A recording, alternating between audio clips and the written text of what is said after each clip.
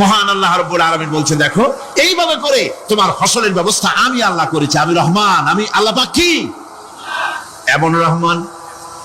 আজ জমিনে ফসল বৃদ্ধির জন্য ইউরিয়া, সুপার সালফেট, সালফার সারের ব্যবস্থা হয়েছে, নানান জাতের সারের ব্যবস্থা হয়েছে। যখন এই সার মানুষ তৈরি করতে শেখে নাই, আবহমান কাল থেকে এই জমিনের জন্য সারের ব্যবস্থা কে করেছেন? জোরে কোন? আল্লাহ পাক বলেন, আমিন আয়াতিহি আইয়ুরিকুমুল বারকা খাউফাও ওয়া তামাম। আমার অসংখ্য নিদর্শনাবলীর মধ্যে এটাও একটি নিদর্শন যে আকাশে বিদ্যুৎ চমকে মেঘের গর্জন হয়।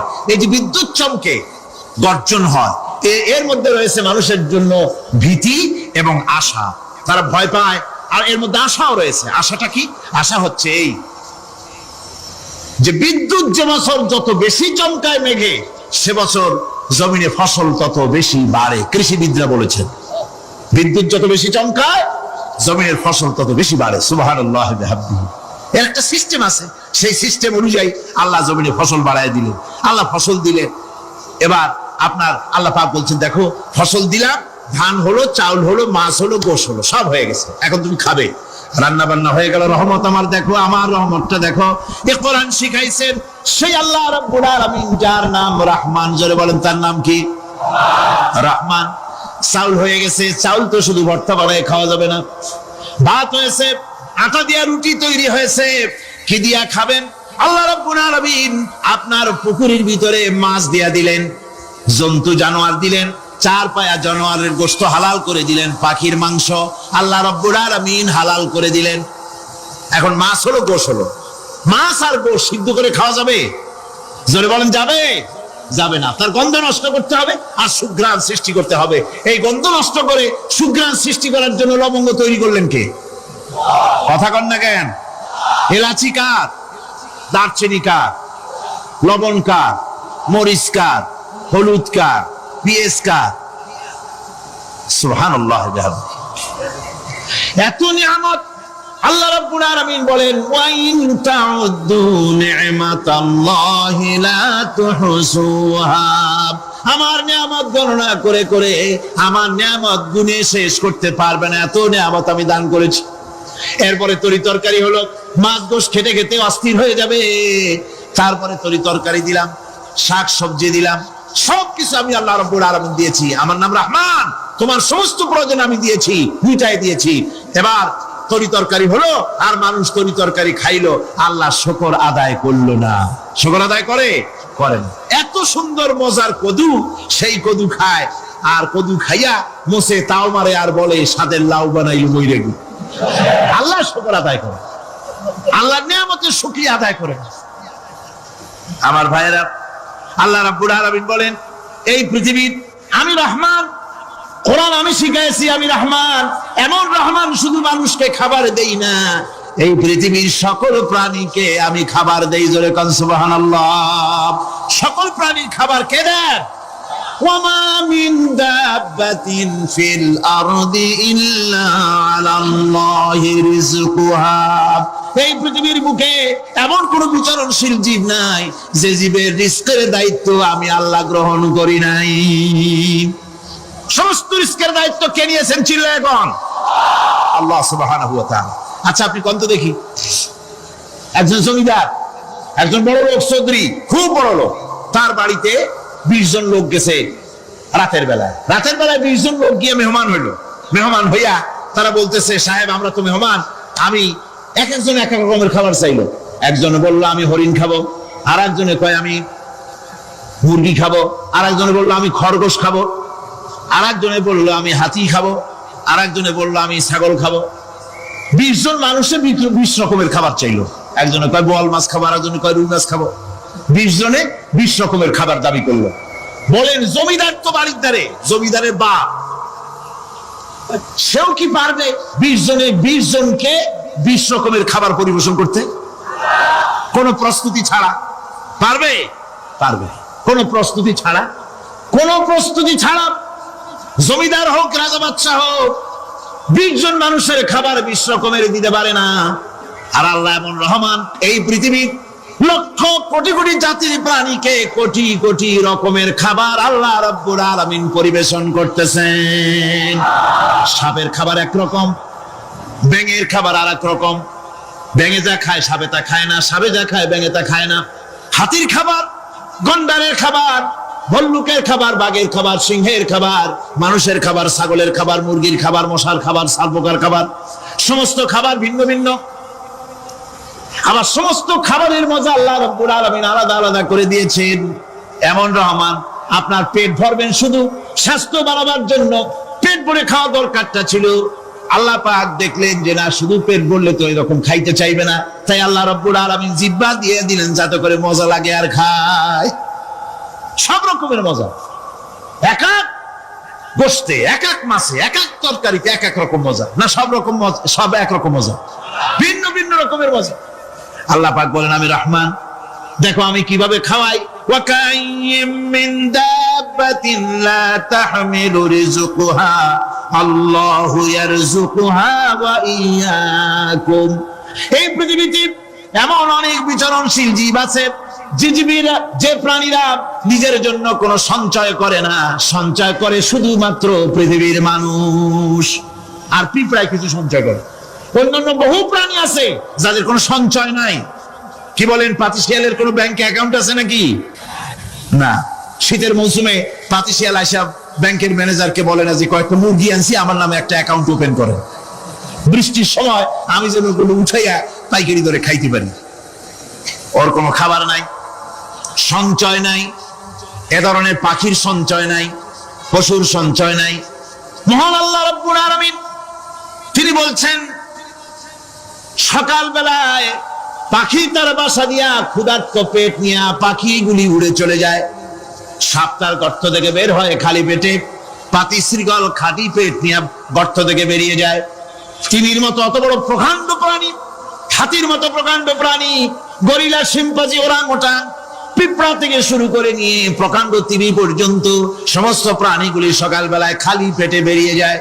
সারাদিন ঘোরাঘুরির পর আল্লাহ সুবহানাহু ওয়া তাআলা বলেন, সন্ধ্যাবেলায় সমস্ত প্রাণীর পেটগুলি ভরে আমি আল্লাহ তাদের বাসায় ফিরাইয়া দেই। আমি রহমান, এভাবে করি। আমি আল্লাহ রাব্বুল আলামিন খাবারের বন্দোবস্ত করি, পড়ার বন্দোবস্ত করি, থাকার ব্যবস্থা করি। ইয়া আইয়ুহান নাসু যকুরু নি'মাতাল্লাহি আলাইকুম হাল মিন খালিকিন গায়রুল্লাহ ইয়ারযুকুকুম মিনাস সামাই ওয়াল আরদ। ও পৃথিবীর মানুষেরা, ওই আল্লাহর স্মরণ করো, আল্লাহর নিয়ামতের শুকরিয়া আদায় করো যে আল্লাহ তোমাকে আকাশ থেকে, জমিন থেকে রিজিক দেন।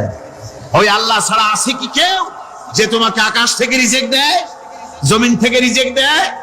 লা ইলাহা ইল্লা হুয়া ফান্না তুফাকুন। ওই আল্লাহ ছাড়া কোনো ইলাহা নাই, কেন তোমরা বিভ্রান্ত হও?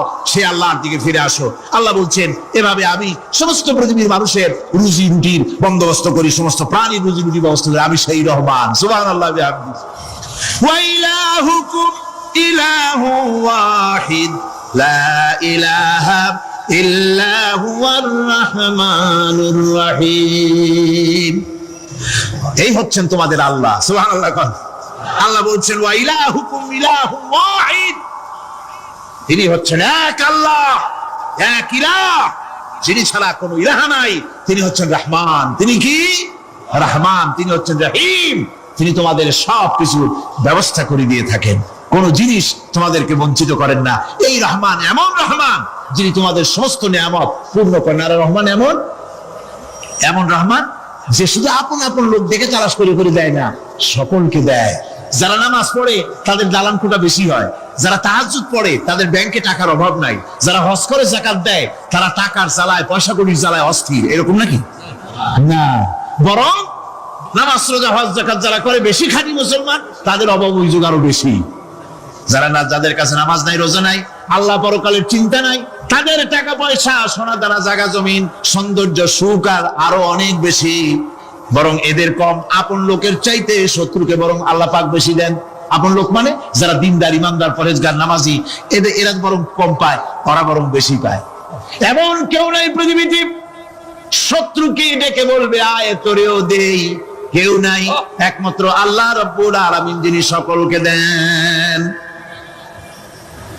এই পৃথিবীর কোন মূল্য আল্লাহ রাব্বুল আলামিনের কাছে নাই, একটা মশার দানার তুল্য মূল্য নাই। সেজন্য আল্লাহ পাক সকলকে নিয়ামত দেন, সকলকে ব্যবস্থা করেন। তাই এই কোরআন শরীফ আল্লাহ পাক তার মানুষের প্রতি এত দয়া মানুষের প্রতি, যে আল্লাহ পাকের দয়াটা কার? জোরে চিল্লায় এখন দয়াটা কার? এত দয়া যে আল্লাহ পাকের মানুষের প্রতি রাস্তা চলার জন্য রাস্তা তৈরি করে দিলেন।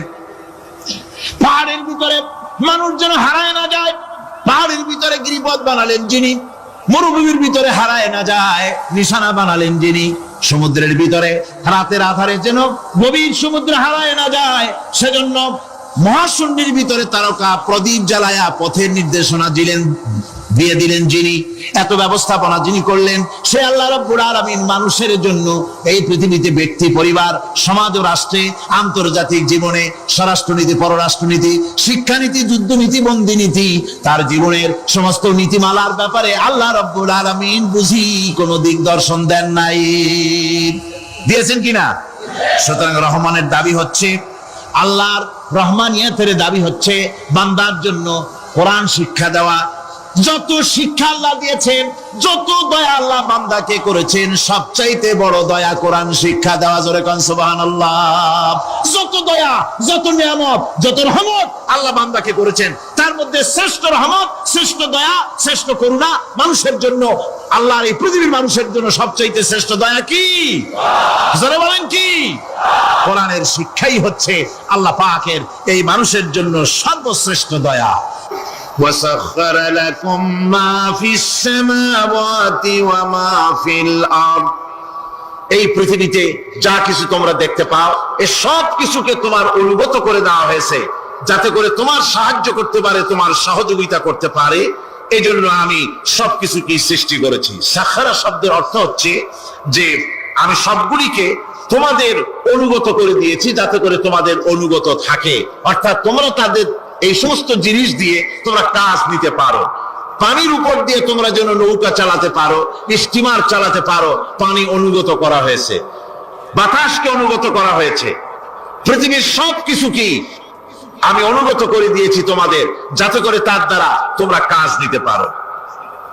অন্যত্র আল্লাহ বলছেন, আল্লাহুল্লাযী خلق السماوات والأرض وأنزل من السماء ماء فأخرج به من الثمرات رزقا لكم।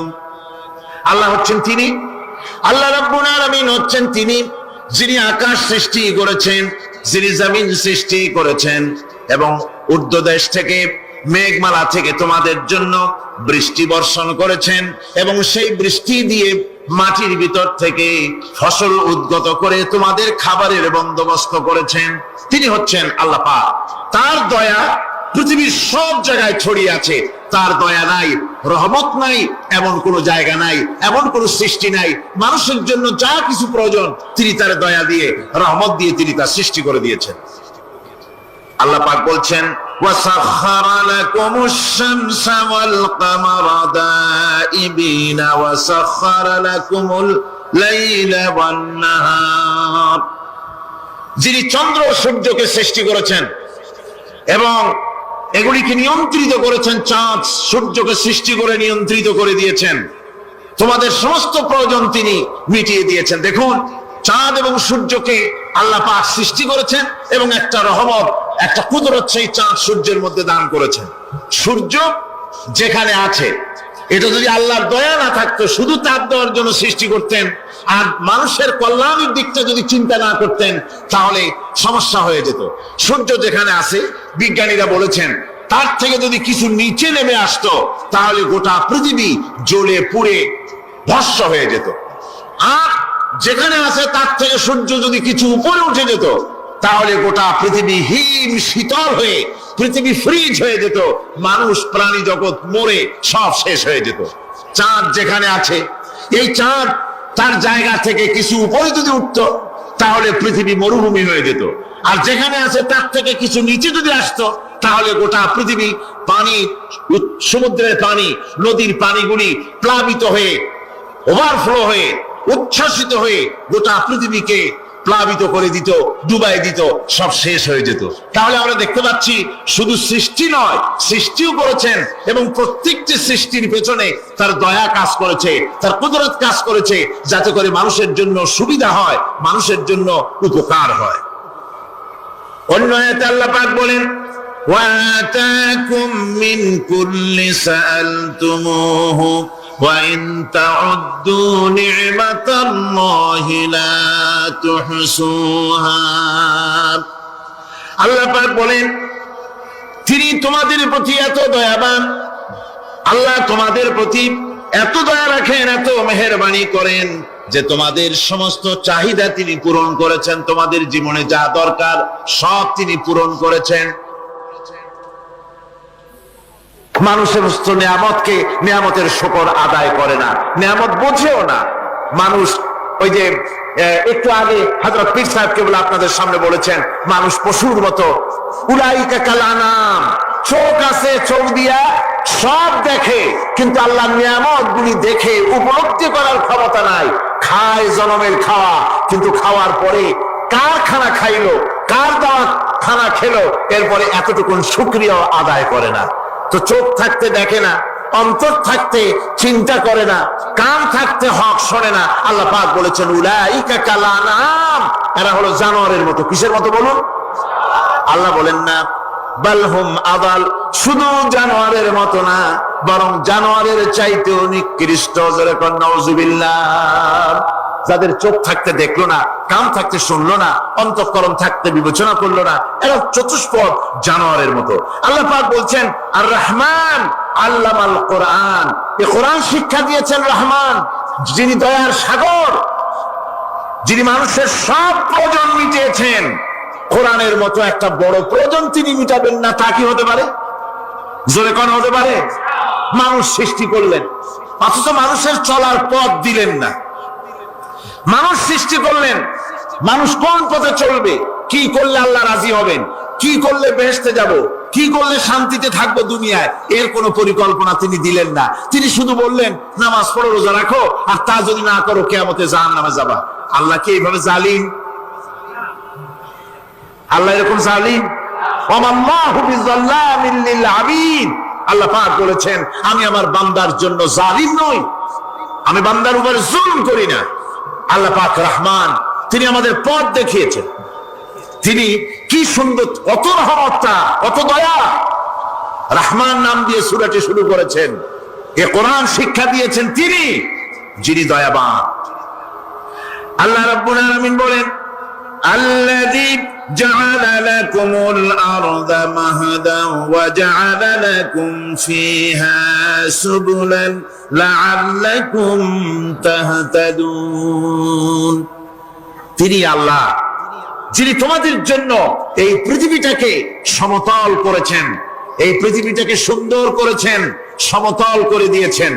আর তোমাদের চলার জন্য তিনি রাস্তা তৈরি করেছেন, সমতল জমিনের উপরে পথ করে দিয়েছেন, পৃথিবীটাকে সমতল করেছেন, মাটিটাকে সুন্দর করেছেন, রহমত করেছেন। তিনি পৃথিবীর মানুষকে বসবাসের জন্য একটা পৃথিবী বানালেন, কিন্তু সেই পৃথিবীতে সেই মাটিটা এমন হলো যেখানে এত শক্ত, যা বিল্ডিং করা যায় না, যেখানে মাটি খোসা যায় না, জমিন চাষ করা যায় না। জমিন কি এরকম শক্ত? জোরে বলেন, এরকম শক্ত? এরকম শক্ত না। আবার বৃষ্টি পড়লে যে কাদা হয়, ওই রকম যদি জনমের মতো আল্লাহ কাদা বানায় দিতেন যে মানুষ দাঁড়াইতেই পারে না, কাদার মধ্যে ডুবে যায়, এরকম যদি অবস্থা হতো, তাহলে এই পৃথিবী, এই জমিনের উপরে মানুষ বাড়ি ঘর বানাইতে পারতো না। ঠিক কিনা কর? আল্লাহ পাক বলছেন, আমি একটা ভারসাম্যের মাধ্যমে এই পৃথিবীকে, এই জমিনকে সৃষ্টি করেছি, এবং এই জমিন যেন তোমাকে নিয়ে নড়াচড়া করতে না পারে, সেজন্য আমি পাহাড় দিয়েছি। পাহাড়গুলিকে কিলকের মতো, পেরেকের মতো খিল মেরে দিয়ে পৃথিবীটার ভারসাম্য রক্ষা করেছি, যাতে করে তোমাকে নিয়ে টালমাটাল হতে না পারে। এই সুন্দর করে পৃথিবীটা বানালাম। তারপরে وَلَقَدْ مَكَّنَّاكُمْ فِي الْأَرْضِ وَجَعَلْنَا لَكُمْ فِيهَا مَعَائِشَ قَلِيلًا مَا تَشْكُرُونَ। আল্লাহ পাক বলেন, আবার দেখো, এই জমিনে আমি তোমাদেরকে প্রতিষ্ঠিত করেছি, আর জমিনের উপরে তোমরা যাতে রুজি রোজগার করতে পারো সে ব্যবস্থাও আমি করে দিয়েছি। জমিন সৃষ্টি করেছি, আবার রুজি রোজগার করবে সে ব্যবস্থাও আমি তোমাদের জন্য করে দিয়েছি। এই পৃথিবী তুমি চাষাবাদ করবে, তাতে ফসল হবে সে ব্যবস্থা করে দিয়েছি, বাড়িঘর বানাবে সে ব্যবস্থা করে দিয়েছি। তারপরে পৃথিবীর এই মাটির নিচে তোমার জন্য সম্পদ রেখেছি, সমুদ্র, সমুদ্রের ভিতরে, নদীর ভিতরে, সেখানেও তোমার জন্য সম্পদ রেখেছি। আমি রহমান সব প্রয়োজন মিটিয়েছি। শুধু এর জন্য নয় যে সৃষ্টি করলাম, ইবাদত করলাম আর জাহান্নামে পাঠিয়ে দিলাম, তা তো না। তোমাকে আমি সৃষ্টি করেছি, তোমার প্রয়োজন, যত প্রয়োজন তোমার ছিল জীবনে, সমস্ত প্রয়োজনগুলি আমি মিটিয়েছি। আল্লাহ পাক বলছেন, وهو الذي سخر البحر لتأكلوا منه لحما طريا وتستخرجوا منه حلية تلبسونها। আল্লাহ পাক বলেন, এই সমুদ্রকে আমি আল্লাহ তোমার নিয়ন্ত্রিত, তোমার নিয়ন্ত্রণাধীন করে দিয়েছি সমুদ্রকে, আর তার ভিতরে তাজা মাংস, তাজা গোশত তোমার জন্য রেখেছি, খাবার রেখেছি। আবার তুমি পরিধান করতে পারো এমন জিনিসও, ব্যবহারের জিনিস সমুদ্রের মধ্যে রেখে দিয়েছি। তার মানে হলো সমুদ্রের ভেতরে, তার ভিতরে মাছ রয়েছে, টাটকা মাছ আছে, মণিমুক্তা আছে। স্থলভাগে পৃথিবীর মাটির উপরে যত জিনিস আছে, যত নিয়ামত আছে, সমুদ্রের তলদেশে তার কোনো অংশে কম নাই, বরং তার থেকে আরো বেশি আছে। মাটির উপরে যত নিয়ামত আছে, সম্পদ আছে, মাটির তলায় তার থেকে কোনো অংশ কম নাই, অনেক নিয়ামত মাটির তলায় আছে। খনিজ দ্রব্যগুলি মাটির তলায় থাকে। সমুদ্রের তলদেশে অসংখ্য নিয়ামত আল্লাহ রাব্বুল আলামিন রেখেছেন। বলছেন, আমি হচ্ছে রহমান, আমার দয়ায় ভরা, আমি তোমার সমস্ত প্রয়োজন আমি আমার দয়া দিয়ে আমি মিটিয়েছি। দরুদ শরীফ পড়েন, সালাতুন ইয়া রাসূলুল্লাহ আলাইকুম সালামুন ইয়া।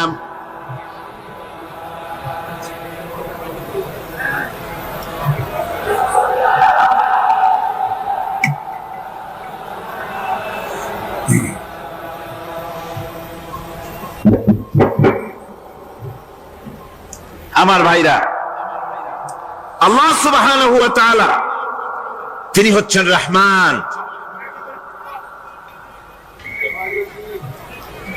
তিনি হচ্ছেন রহমান। জোরে বলেন, তিনি কি? দয়ার সাগর,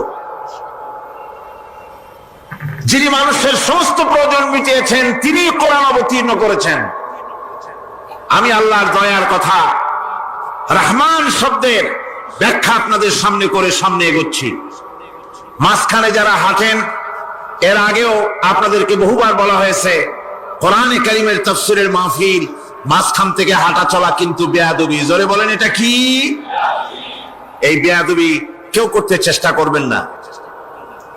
আল্লাহ পাক বলছেন যে আমি এই পৃথিবী সৃষ্টি করলাম, মাটিতে তোমাদের জন্য চতুষ্পদ জন্তু সৃষ্টি করেছি, বাতাসের উপরে পাখিরা সাঁতার কাটছে, আর পানির ভিতরে মৎস্যরাজি রয়েছে। এ সমস্ত প্রাণীগুলি আত্মরক্ষার জ্ঞান আমি দান করেছি, তারা তোমাদের জন্য উপকার করে। সেই পশুগুলি পশম দিয়ে তোমাদের কাপড় চোপড় তৈরি হয়, তারপরে তার চামড়া তোমরা পরিধান করো। এই পশুগুলিও তোমাদের জন্য আমি এক নিয়ামত হিসেবে দিয়েছি। والأنعام خلقها لكم فيها دفء ومنافع ومنها تأكلون। আল্লাহ সুবহানাহু ওয়া তাআলা বলেন, আমি মানুষের জন্য পশু তৈরি করেছি, চতুষ্পদ জন্তু সৃষ্টি করেছি, যার পশম দিয়ে তোমাদের জন্য শীতের পোশাক তৈরি হয়। আপনারা যে এই যে চাদর গায়ে দেন, কম্বল গায়ে দেন, এগুলো কার পশম? পশুর পশম। পশুগুলির, জন্তুগুলির পশম দিয়ে আপনাদের জামা কাপড়গুলি তৈরি হয়। তারপরে এই পশু আপনাদের জন্য বাড়িতে পাহারা লাগায়। আল্লাহ পাক বলছেন, এছাড়া এই পশুগুলি আমি এমন নিয়ামত দান করেছি, সমুদ্রের ভিতরে, জমিনের উপরে, মাটির তলায়, আবার আকাশের উপরে, জমিনের উপরে বিচরণশীল জীবগুলিও তোমার জন্য তৈরি করেছি। وَتَحْمِلُ أَثْقَالَكُمْ إِلَى بَلَدٍ لَّمْ تَكُونُوا بَالِغِيهِ إِلَّا بِشَقِّ الْأَنفُسِ। আল্লাহ পাক বলেন, এই পশুগুলি তোমাদের আরো অনেক উপকারে আসে।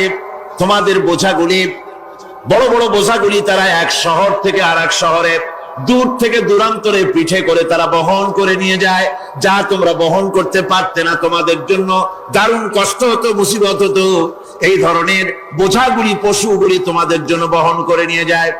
গাধা, ঘোড়া, হাতি, আপনাদের বোঝাগুলিকে, বিরাট বিরাট বোঝা যা টানতে ট্রাক লাগে, মানুষের জন্য কষ্ট হয়, এই বোঝাগুলিও এই পশুর দ্বারা আল্লাহ পাক বহন করায় থাকেন।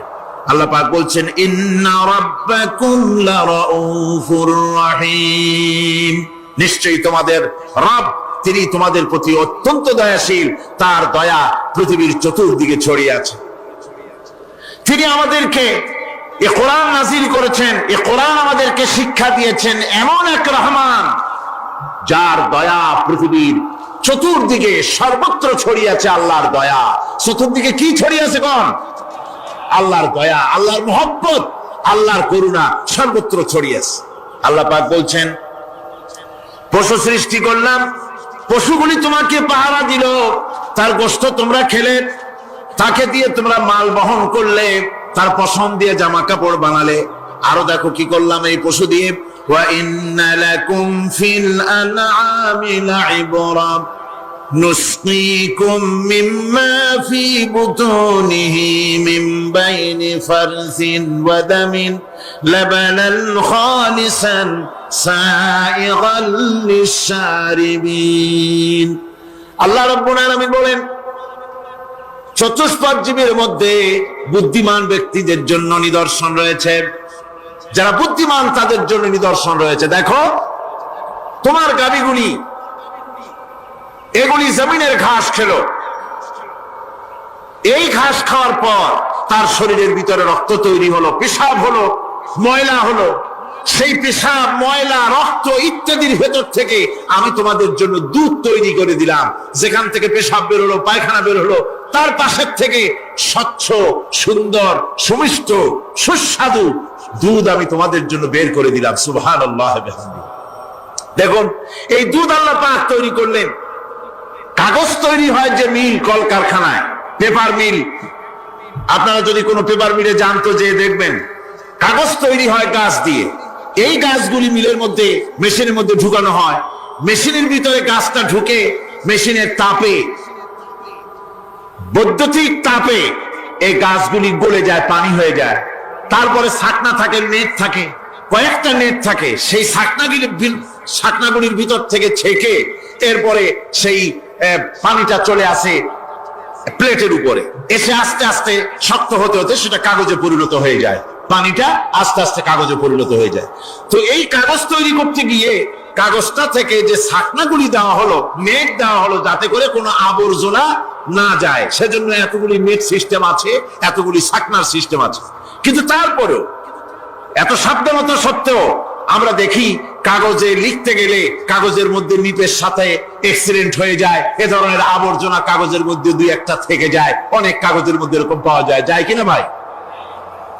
এবার আপনি দেখেন, কাগজ তৈরি করার জন্য মিল কলকারখানার ভিতরে, পেপার মিলে এতগুলো নেটের ব্যবস্থা থাকে, ছাকনার ব্যবস্থা থাকে। তারপরেও আবর্জনা কিছু কাগজের মধ্যে চলে আসে, দুই একটা থেকে যায়। কিন্তু ঘাস খেলো, কুটা খেলো, খড় খেলো, ভুসি খেলো, তুষি খেলো, গাবিতে খেলো, খাওয়ার পরে আল্লাহ রাব্বুল আলামিন এ দিয়ে দুধ বানালেন। এ দিয়ে পায়খানা হলো, পেশাব হলো, রক্ত হলো। দুধ যখন দহন করলেন, দুধ দহন করার সময় একটা ঘাসের কণাও কি তার মধ্যে পেয়েছেন? পাওয়া গেছে? যায় নাই। অথচ দুধ থাকে যে বাটের মধ্যে, ওটা কি বলে? ওলান বলে নাকি? যে ওলানের ভিতরে দুধ থাকে, ওইটা কাটে দেখেন, জবাও করে, গরু জবাও করে ওলানটা কাটে দেখে ওর ভিতরে কোনো নেট আছে, কোনো জাল আছে, কোন ছাকনার ব্যবস্থা আছে? কিচ্ছু নাই। সুবহানাল্লাহ কইতে ইচ্ছে করে না ভাইরা? আল্লাহ রাব্বুল আলামিন বলেন, এইভাবে করে পশুর ভিতরে তোমার জন্য কত, এক পশুতে কত উপকার করলাম। গোশত খাওয়ালাম, চামড়া দিয়া জামা বানায় দিলাম। প্রচন্ড শীত পড়ে যেখানে, কানাডায়, ইউরোপে, আমেরিকায় প্রচন্ড শীত পড়ে কোন কোন এলাকায়। দক্ষিণ আমেরিকায়, কানাডার একটা এলাকা আছে যেখানে এবার আমি সফর করে এসেছি। 12 মাস বরফ পরে, সেখানে বরফ আর বরফ ছাড়া কিছু নাই, সমস্ত রাস্তাঘাট সব বরফ আর বরফ। সেখানে এই প্রচন্ড শীতের ভিতরে মানুষ কিভাবে থাকবে? সুতা দিয়ে তৈরি করা কাপড়ে শীত কিছুতেই মানতে পারে না। আমি তো গেছি এমন এক জায়গায়, কানাডা এবং আমেরিকা যেখানে ছিলাম, সেখানে শীত ছিল -11 টেম্পারেচার, -11। এখন বোঝেন যে ঠান্ডাটা কি পরিমাণ। মুখের থেকে থুতু ফেললে আপনি চেহারা ফিরাতে পারবেন না, এর মধ্যে আপনার থুতু বরফ হয়ে যাচ্ছে। এই রকমের প্রচন্ড ঠান্ডায় সব রকমের কাপড় চোপড় যা ছিল এগুলো সব কিনে গায়ে দিয়ে আমি 1 জন 3 জন হয়ে গেছি ফুলিয়া। তারপরেও আমার মনে হচ্ছে ঠান্ডা আমার হাত দিয়ে স্পর্শ করতেছে। তাহলে বরফের দেশ যেটা, এস্কিমোরা যেখানে বাস করে, সেই মানুষগুলির অবস্থা কি? ওই এস্কিমোরা যেখানে বাস করবে, 12 মাস যেখানে বরফ পড়বে, ওই জায়গার মানুষগুলো কি করে কি গায়ে দিয়া বাঁচবে? এ পরিকল্পনা, এই চিন্তা দুনিয়ায় কেউ করে নাই, রহমান করেছেন। আল্লাহ রাব্বুল আলামিন পশু তৈরি করেছেন, পশুর গায়ে পশম দিয়েছেন, চামড়া দিয়েছেন। সেই জায়গার মানুষগুলি চামড়া দিয়া জামা তৈরি করে গায়ে লাগায়, শীত ঢোকে না। সুবহানাল্লাহ। চামড়া দিয়ে জামা তৈরি হচ্ছে, কাপড় চোপড় তৈরি হচ্ছে। আল্লাহ বলেন এভাবে করে কত কিছু হলো। চামড়া দিয়া জামা বানাইলা, পশম দিয়ে শাল তৈরি করলে, কম্বল তৈরি করলে, বস্তুগুলো পাইকারি করে খাইলে জম্মের খাওয়া। তারপরে হাড্ডিগুলি দিয়ে শার্ট তৈরি করলে। এই পশু তোমাকে পাহারা দিল বাড়িতে, কুত্তায় সারা রাত পাহারা দেয় তোমার বাড়িতে। কুত্তা আবার পুলিশেও চাকরি করে। ইংল্যান্ডে, লন্ডনে দেখেছি আপনার, সেখানে কুকুর, ওকে ট্রেনিং দেওয়া হয়, কুকুর পুলিশে চাকরি করে। কোন পুলিশ আছে হাবিলদার, সাব ইন্সপেক্টর, তবে কুত্তা জানে না যে সাব ইন্সপেক্টর কিনা আসে। বিভিন্ন বিভাগ তাকে দেওয়া হয়েছে এবং তারা এত নির্ভরযোগ্য, শুধুমাত্র চোরের ছবি আর তার ব্যবহৃত জামা কাপড় একটুখানি নাকে শুকায় দিবে কুত্তাকে, পুলিশ আর যাওয়া লাগবে না। এই কুত্তা পুলিশই যথেষ্ট। খুঁজা চোর যদি একবার তার নজরে এসে যায়, আর ছাড়াছাড়ি নেই, তাকে হাজির করবে, পুলিশের সামনে এনে হাজির করবে। তো এই কুকুর বাড়িতে পাহারা দিচ্ছে আপনার জন্য, তারপরে পুলিশের দায়িত্ব পালন করতেছে। মানুষ মরে গেলে কোথায় মরেছে সেগুলি সন্ধান করে নিয়ে আসতেছে, মাইন কোথায় পোতা আছে তা খুঁজে নিয়ে আসতেছে। কত উপকার আল্লাহ পাক করছেন। আল্লাহ পাক বলছেন, দেখো বান্দা, তোমার জন্য এই ধরনের অসংখ্য নিয়ামত আমি দান করেছি। আর এই নিয়ামত গুলি কার থেকে আসছে? ওয়ামা বিকুম মিন নি'মাতিন ফামিনাল্লাহ। যত নিয়ামত বান্দা তোমার জন্য তুমি পেয়েছো, সমস্ত নিয়ামত আমি আল্লাহ রাব্বুল আলামিনের পক্ষ থেকে এসেছে। সব নিয়ামত কে দিয়েছেন? যারা বলেন কে দিলেন? আল্লাহ পাক দিলেন। আল্লাহ পাক বলেন, এইভাবে করে আমি আমার নিয়ামত দিয়ে, রহমত দিয়ে তোমাকে আমি সৃষ্টি করেছি, তোমাকে লালন পালন করতেছি। একটি মানুষ যতই সংকীর্ণ এবং অসভ্য জীবন যাপন করুক না কেন, সে পৃথিবীতে যেখানে বসবাস করে সেখানে বসে সে অন্তত তার চতুর্দিকে কত নিয়ামত সে লাভ করতেছে তা সে চিন্তা না করে পারে না। সে যদি চিন্তা করে তাহলে অবশ্যই এগুলি তার জ্ঞানের মধ্যে আসবে। একজন কৃষক, সে নির্জন একটা কুটিরে বাস করে। সে আল্লাহর সৃষ্টি নৈপুণ্যতা বুঝুক আর না বুঝুক, আকাশ কেন সৃষ্টি হলো, জমিন কেন সৃষ্টি হলো, এই কথা যদি জিজ্ঞাসা করা হয় কৃষককে, সে তো ভালো করে তা বুঝবে না। কিন্তু অন্তত এতটুকুন কথা একটা মূর্খ, একজন চাষি যে প্রত্যন্ত একটা অঞ্চলে বাস করে, একটা নিবিড় পল্লীতে বাস করে, অজপাড়াগায় বাস করে, কোন শিক্ষার আলো পৌঁছায় নাই, স্কুল নাই, কলেজ নাই, বিদ্যুৎ নাই, হসপিটাল নাই, রাস্তা নাই, টেলিফোনের ব্যবস্থা নাই, এমন একটা জায়গায় একটা নিরেট, একটা মূর্খ, একটা চাষি একটা ঘরের মধ্যে বাস করে। সে পৃথিবীর আল্লাহর সৃষ্টি নৈপুণ্যতা আর কিছু বুঝুক আর না বুঝুক, এতটুকুন কথা তো সে বোঝে যে আমি যদি অসুস্থ হই তাহলে এই গাছপালার পাতা শিকড় বেটে খেলে আমি রোগমুক্ত হয়ে যাই। আমি প্রচন্ড রোদ্রে যখন পুড়ি গাছের তলায়, আমি ছায়া নিলে পরে আমি তখন আরাম পাই, ঠান্ডা পাই। এই গাছগুলি তার তরুণ বয়সে আমাকে ফল দেয়। গাছ যখন বড় হয় তখন সে আমাকে ছায়া দেয়। এই গাছের তক্তাগুলি দিয়ে, গাছ দিয়ে কাঠ হয়, তা দিয়ে তক্তা হয়, তা দিয়ে খুঁটি হয়, তা দিয়ে আড়া হয়, তা দিয়ে নৌকা হয় ইত্যাদি সে বুঝতে পারে। তাছাড়া এই গাছ যখন বুড়ো হয়ে গেল, শুকিয়ে গেল, তখন এই গাছ দিয়ে আগুন জ্বালায়া আমি রান্না বান্না করি। গাছ এত আমার উপকার করছে, তার দ্বারা উত্তাপ পাই, আলো পাই, এত কিছু পাই। একটা মূর্খ লোক চিন্তা করলে এতগুলি জিনিস সে অনুভব করতে পারে, এবং এরপরে তার চিন্তা চলে যায় যে এই সমস্ত নিয়ামত এমনি এমনি হয় নাই। নিঃসন্দেহে একজন এগুলি সৃষ্টি করেছেন, তার নাম আল্লাহ। তার নাম কি? তার নাম রহমান। যারা বলেন তার নাম কি? রহমান। তিনি সৃষ্টি করেছেন, তিনি এগুলি দান করেছেন। এই বৃক্ষরাজি আল্লাহ পাক বলছেন, নিল্লাযী জাআলা লাকুম মিনাশ শাজারিল আখদারি নারান ফাইযা আনতুম মিনহু তুকিদুন। আল্লাহ রাব্বুল আলামিন বলেন, সেই দয়াময় আল্লাহ রাব্বুল আলামিন গাছ সৃষ্টি করেছেন, আর এই গাছগুলি সৃষ্টি করে দিয়েছেন তোমাদের কাজের জন্য, যা দিয়ে তোমরা আগুন জ্বালাও, চুলা জ্বালাও, রান্না বান্নার কাজ করো। ওয়ারাহমাতি ওয়াসিআত কুল্লা শাই, আমার রহমত ঘিরে আছে আমার গোটা পৃথিবীকে, সর্বত্র আমার রহমত আর রহমত। এই কোরআন শরীফ শিক্ষা দিয়েছেন তিনি। আর রহমান আল্লামাল কোরআন, এই কোরআন শিক্ষা দিয়েছেন সেই মহান আল্লাহ রাব্বুল আলামিন, যিনি হচ্ছেন রহমান, যার দয়া দিয়ে গোটা পৃথিবী পরিব্যাপ্ত হয়ে আছে। এক মুহূর্তের জন্য চিন্তা করুন, এক মুহূর্তের জন্য চিন্তা করুন, আল্লাহ পাকের দয়া যদি না থাকতো তাহলে কি অবস্থা হতো? এই পৃথিবী আছে, পৃথিবী আছে কিন্তু কোনো সৌন্দর্য নাই। আকাশ আছে কিন্তু কোনো তারকা নাই। তারকা আছে কিন্তু তাতে কোনো আলো নাই। গাছ আছে কিন্তু তাতে কোনো সবুজ শ্যামলিমা নাই। আওয়াজ আছে কিন্তু তাতে কোনো সুর নাই। মানুষ আছে কিন্তু তার দেহের মধ্যে কোনো ঐক্য নাই।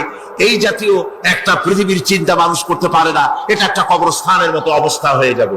আল্লাহ পাক বলছেন, দেখো আকাশ বানাইছি, আবার সেই আকাশ দেখতে যেন সুন্দর হয় সেজন্য তারকা প্রদীপ দিয়ে আকাশকে সাজাইছি। যেরকম সুবহানাল্লাহ।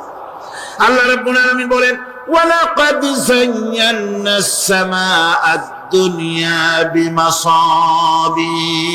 আল্লাহ পাক বলেন, এই দুনিয়ার আকাশ খানিকে তারকা প্রদীপ দিয়া সাজায় রেখেছি মনের মতন। দেখো তুমি তাকাইয়া, কি সুন্দর করে নয়নবিরাম দৃশ্য আকাশ বানালাম, চতুর্দিকে তারকা রাত্রে ফুটে উঠলো, যা দেখলে মানুষের নজর, মানুষের সুন্দর, তার চক্ষু শীতল হয়ে যায়। জোরে বলেন সুবহানাল্লাহ। সুন্দর করে এই আকাশটাকে আমি সাজিয়েছি। তারপরে আল্লাযী খালাকা সাবআ সামাওয়াতিন তিবাকা মা তারা মিন খালকির রহমানি মিন তাফাউত। স্রষ্টা তিনি সপ্ত আকাশ রচিলেন থরে থরে, কোন ত্রুটি হেরিবে না তার পূর্ণ সৃজন পরে। চাও তুমি তার সৃষ্টি পানে, দেখো কিছু ভুল চোখ, ফেরাও তোমার নয়ন খানি, ফেরাও তোমার মুখ।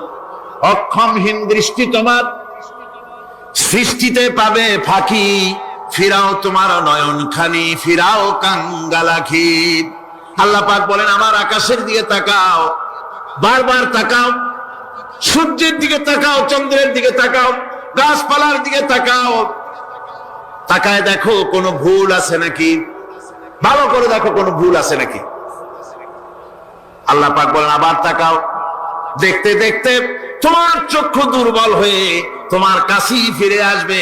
আমার সৃষ্টি নৈপুণ্যতার ভিতরে কোনো ভুল পাবে না। সুবহানাল্লাহ। আল্লাহ রাব্বুল আলামিন শেষ রাত্রে প্রথম আকাশে আসেন।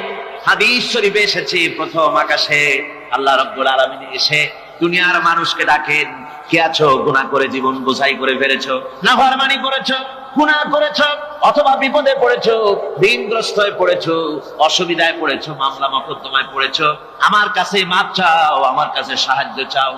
এই সময় যে সমস্ত বান্দারা আরামের ঘুমকে হারাম করে আল্লাহর দরবারে কাঁদতে থাকে, তাহাজ্জুদের নামাজ আদায় করে যখন হাত তুলে কাঁদে, আল্লাহ পাক তখন এই দৃশ্য দেখে ফেরেশতাদের বলেন, ও আমার ফেরেশতারা, আমার এই বান্দাগুলি কাঁদে কেন? সমস্ত মানুষ যখন ঘুমানো, এই বান্দাগুলি কাঁদে কেন বলো? ফেরেশতারা বলে, আল্লাহ তুমি তো ভালো করে জানো। ফেরেশতারা বলে, আল্লাহ আল্লাহ পাক বলবেন তবুও তোমাদের মুখ থেকে শুনতে চাই। ফেরেশতারা তখন বলবে রব্বুল আলামিন তোমার বান্দা গুনাহ করেছে, জাহান্নামের ভয়তে তোমার কাছে কাঁদতেছে, তোমার ভয়তে কাঁদে, জাহান্নামের ভয়তে কাঁদে। আল্লাহ জিজ্ঞেস করেন ফেরেশতারা ওরা যে আমার ভয়তে কাঁদে ওরা কি আমারে দেখছে নাকি? ফেরেশতারা বলেন না খোদা তোমারে দেখে নাই। আল্লাহ পাক বলেন ওরা আমার যে জাহান্নামের ভয়তে কাঁদে ওই জাহান্নাম তারা দেখেছে নাকি? ফেরেশতারা বলেন না আল্লাহ তোমার জাহান্নাম ওরা দেখে নাই, তোমার বেহেশত কিছুই দেখে নাই। আল্লাহ পাক বলেন আমার ফেরেশতারা এই বান্দাগুলি আমার দোজখ দেখে নাই, আমাকে দেখে নাই, হাসর মিজান সিরাত কিছুই দেখে নাই, শুধু কোরআনের কথা শুনে, আমার নবীর কথা শুনে, আমার কোরআনের কথা শুনে বিশ্বাস করে আরামের ঘুমকে হারাম করে কিভাবে কাঁদতেছে তাকায় দেখ। আমার রহমতের দরিয়ায় জোশ বেড়ে গেছে, তোরা সাক্ষী থেকে যা আমার ওই ক্রন্দনরত বান্দাগুলিকে আমি আল্লাহ মাফ করে দিলাম। আমার ভাইরা আল্লাহ পাক বলেন আম্মান হুয়া কানিতুন আনা আল-লাইলি সাজিদাও ওয়া কাইমা। আল্লাহ রাব্বুল আলামিন বলেন সিজদার ভিতরে আর দাঁড়ানোর ভিতরে আমার এই বান্দাগুলি আখিরাতে আমার সঙ্গে দেখা করা লাগবে এই ভয়তে, জাহান্নামের ভয়তে তারা কাঁদবে, এভাবে কাঁদতে থাকে। আর আল্লাহ পাক ওই সময় তাদের গুনাহ মাফ করতে থাকেন। কোরআনে কারীমের ভিতরে আল্লাহ পাক বলেন সারা রাত ঘুমাতে আল্লাহ নিষেধ করেছেন, সারা রাত যেন ঘুমায়ো না, পাইকারি ধরে ঘুমায়ো না, একটু জাগো। ওয়াজকুরিসমা রাব্বিকা বুকরাতাও ওয়া আসীলা। সকাল এবং সন্ধ্যায় তোমার প্রভু তোমার রবের জিকির করো, স্মরণ করো। وَمِنَ اللَّيْلِ فَاسْجُدْ لَهُ وَسَبِّحْهُ لَيْلًا طَوِيلًا। তোমার রাতের বেলায় রাতের একটা অংশ সিজদায় অবনত হও, আর রাতের দীর্ঘ সময় ঘুমায় থেকো না, হয় একটা লম্বা সময় ঘুমাও কিন্তু একটা অংশ রাখো যে সময় তুমি আমার দরবারে সিজদায় পড়ে যাবে, কাঁদবে। আমার বন্ধুগণ রাতটা ওয়াজআলনা লাইলা সুবাতা, আল্লাহ রাব্বুল আলামিন ওয়াজআলনা সুবাতা ওয়াজআলনা নাওমা সুবাতা ওয়াজআলনা লাইলা লিবাসা, ঘুমকে বানাইছেন আল্লাহ শান্তির বাহন আর রাতকে করেছেন আচ্ছাদন। রাতকে কি করেছেন? আচ্ছাদন। রাতকে একটা পর্দা লাগিয়ে দিয়েছেন, রাতের পর্দা। যেহেতু প্রেম ভালোবাসা ঢোল পিটায় করা যায় না, ঢোল পিটায় প্রেম করা যায়? যায়। মানুষকে দেখায় দেখায় প্রেম ভালোবাসা করা যায় না, এটা হলো দুনিয়ার রীতিনীতি।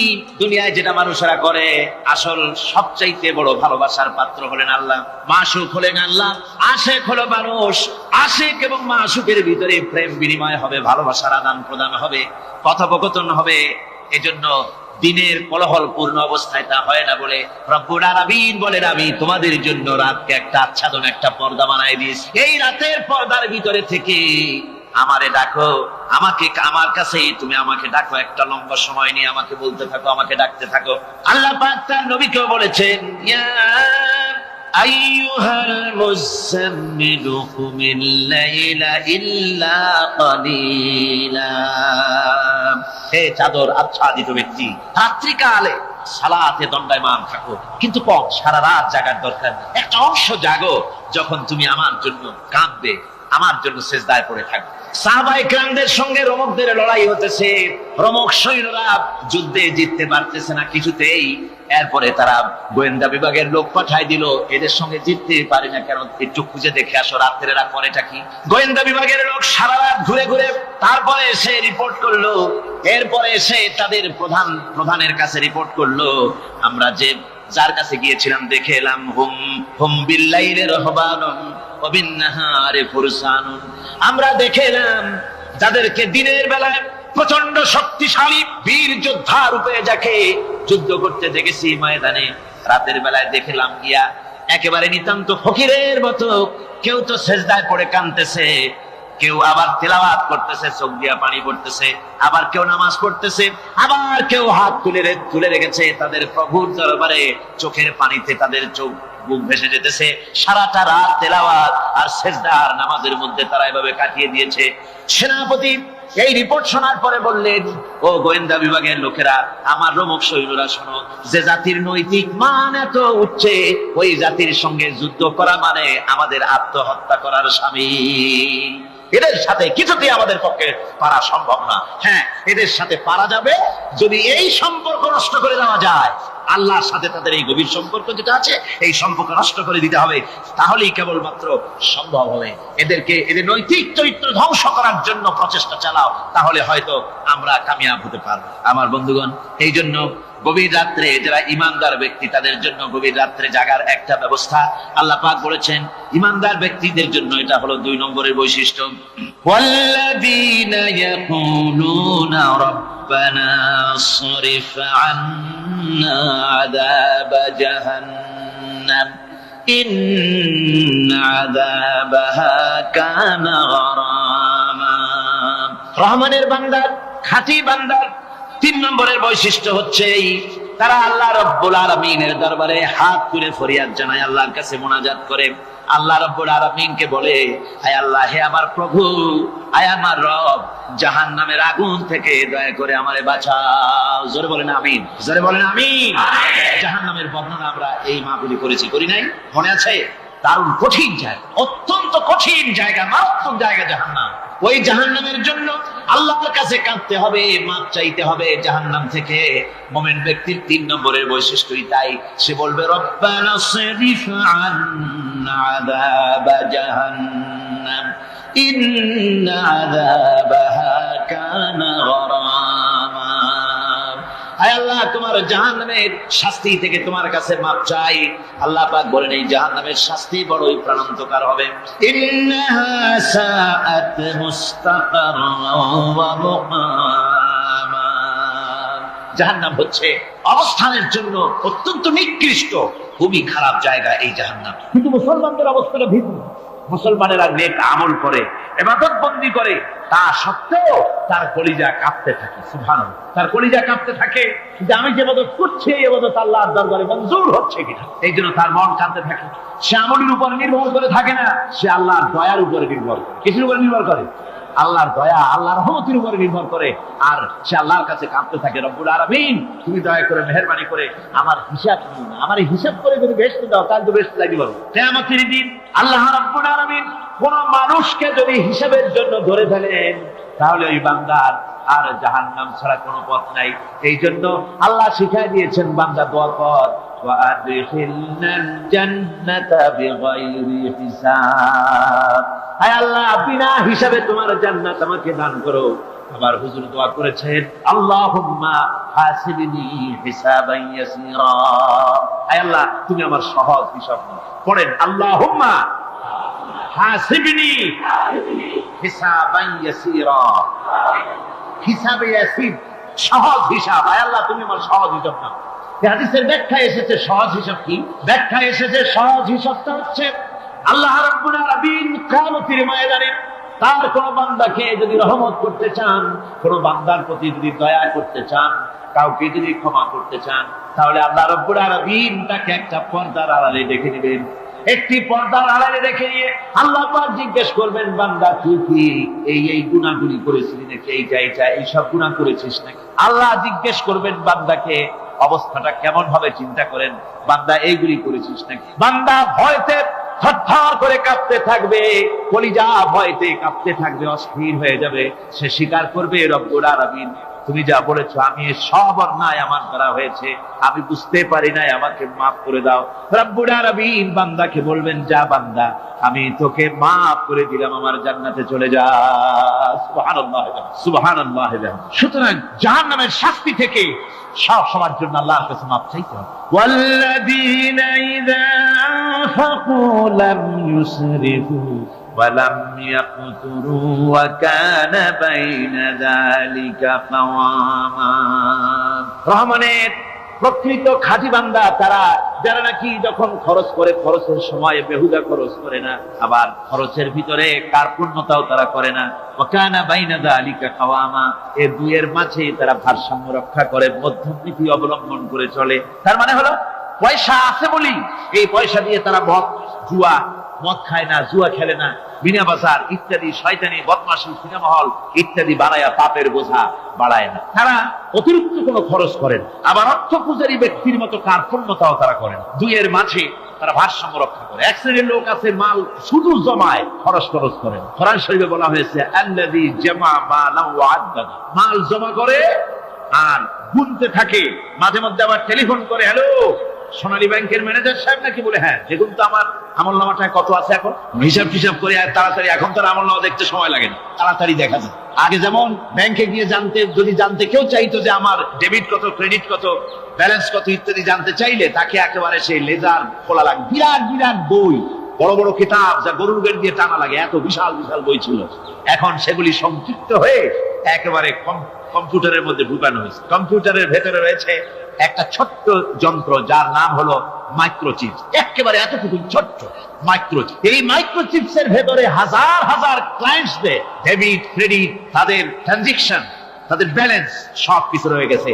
আপনি যখনই জিজ্ঞেস করবেন, সে বাটন একটা দাবালো আর সাথে সাথে স্ক্রিনে এসে গেল আপনার নাম কি, বাপের নাম কি, দাদার নাম কি, কত টাকা জমা করছিলেন, কোন কোন তারিখ উঠাইছেন, হাতে কত নিচেন কত, 14 গোষ্ঠীর ইতিহাস একটা টাবে চলে আসে। তো আমি মানুষকে এভাবে বলি যে এই বুদ্ধিটা যিনি দিলেন, লোকেরা বলে তো কয় যে কিয়ামতের দিন আল্লাহ নাকি আমলনামা দিয়ে মানুষের সামনে হাজির করিয়া, ইমানদারের সামনের থেকে ডান হাতে, বেঈমানের পিছন থেকে কোন হাতে, বাঁ হাতে। এখন ওই আমলনামা সারা জীবনের যত কথা বলছি, যত কাজ করছি সব তাতে লেখা থাকবে। তাহলে সেটা তো বিশাল একটা বই হবে, তো আমরা হাতে করে ধরবই বা কেমনে, আর ওটা হবেই বা কেমনে, আর ওটা পড়বই বা কেমনে? এখন তো বুঝতে সহজ হয়েছে কেমনে পড়বেন।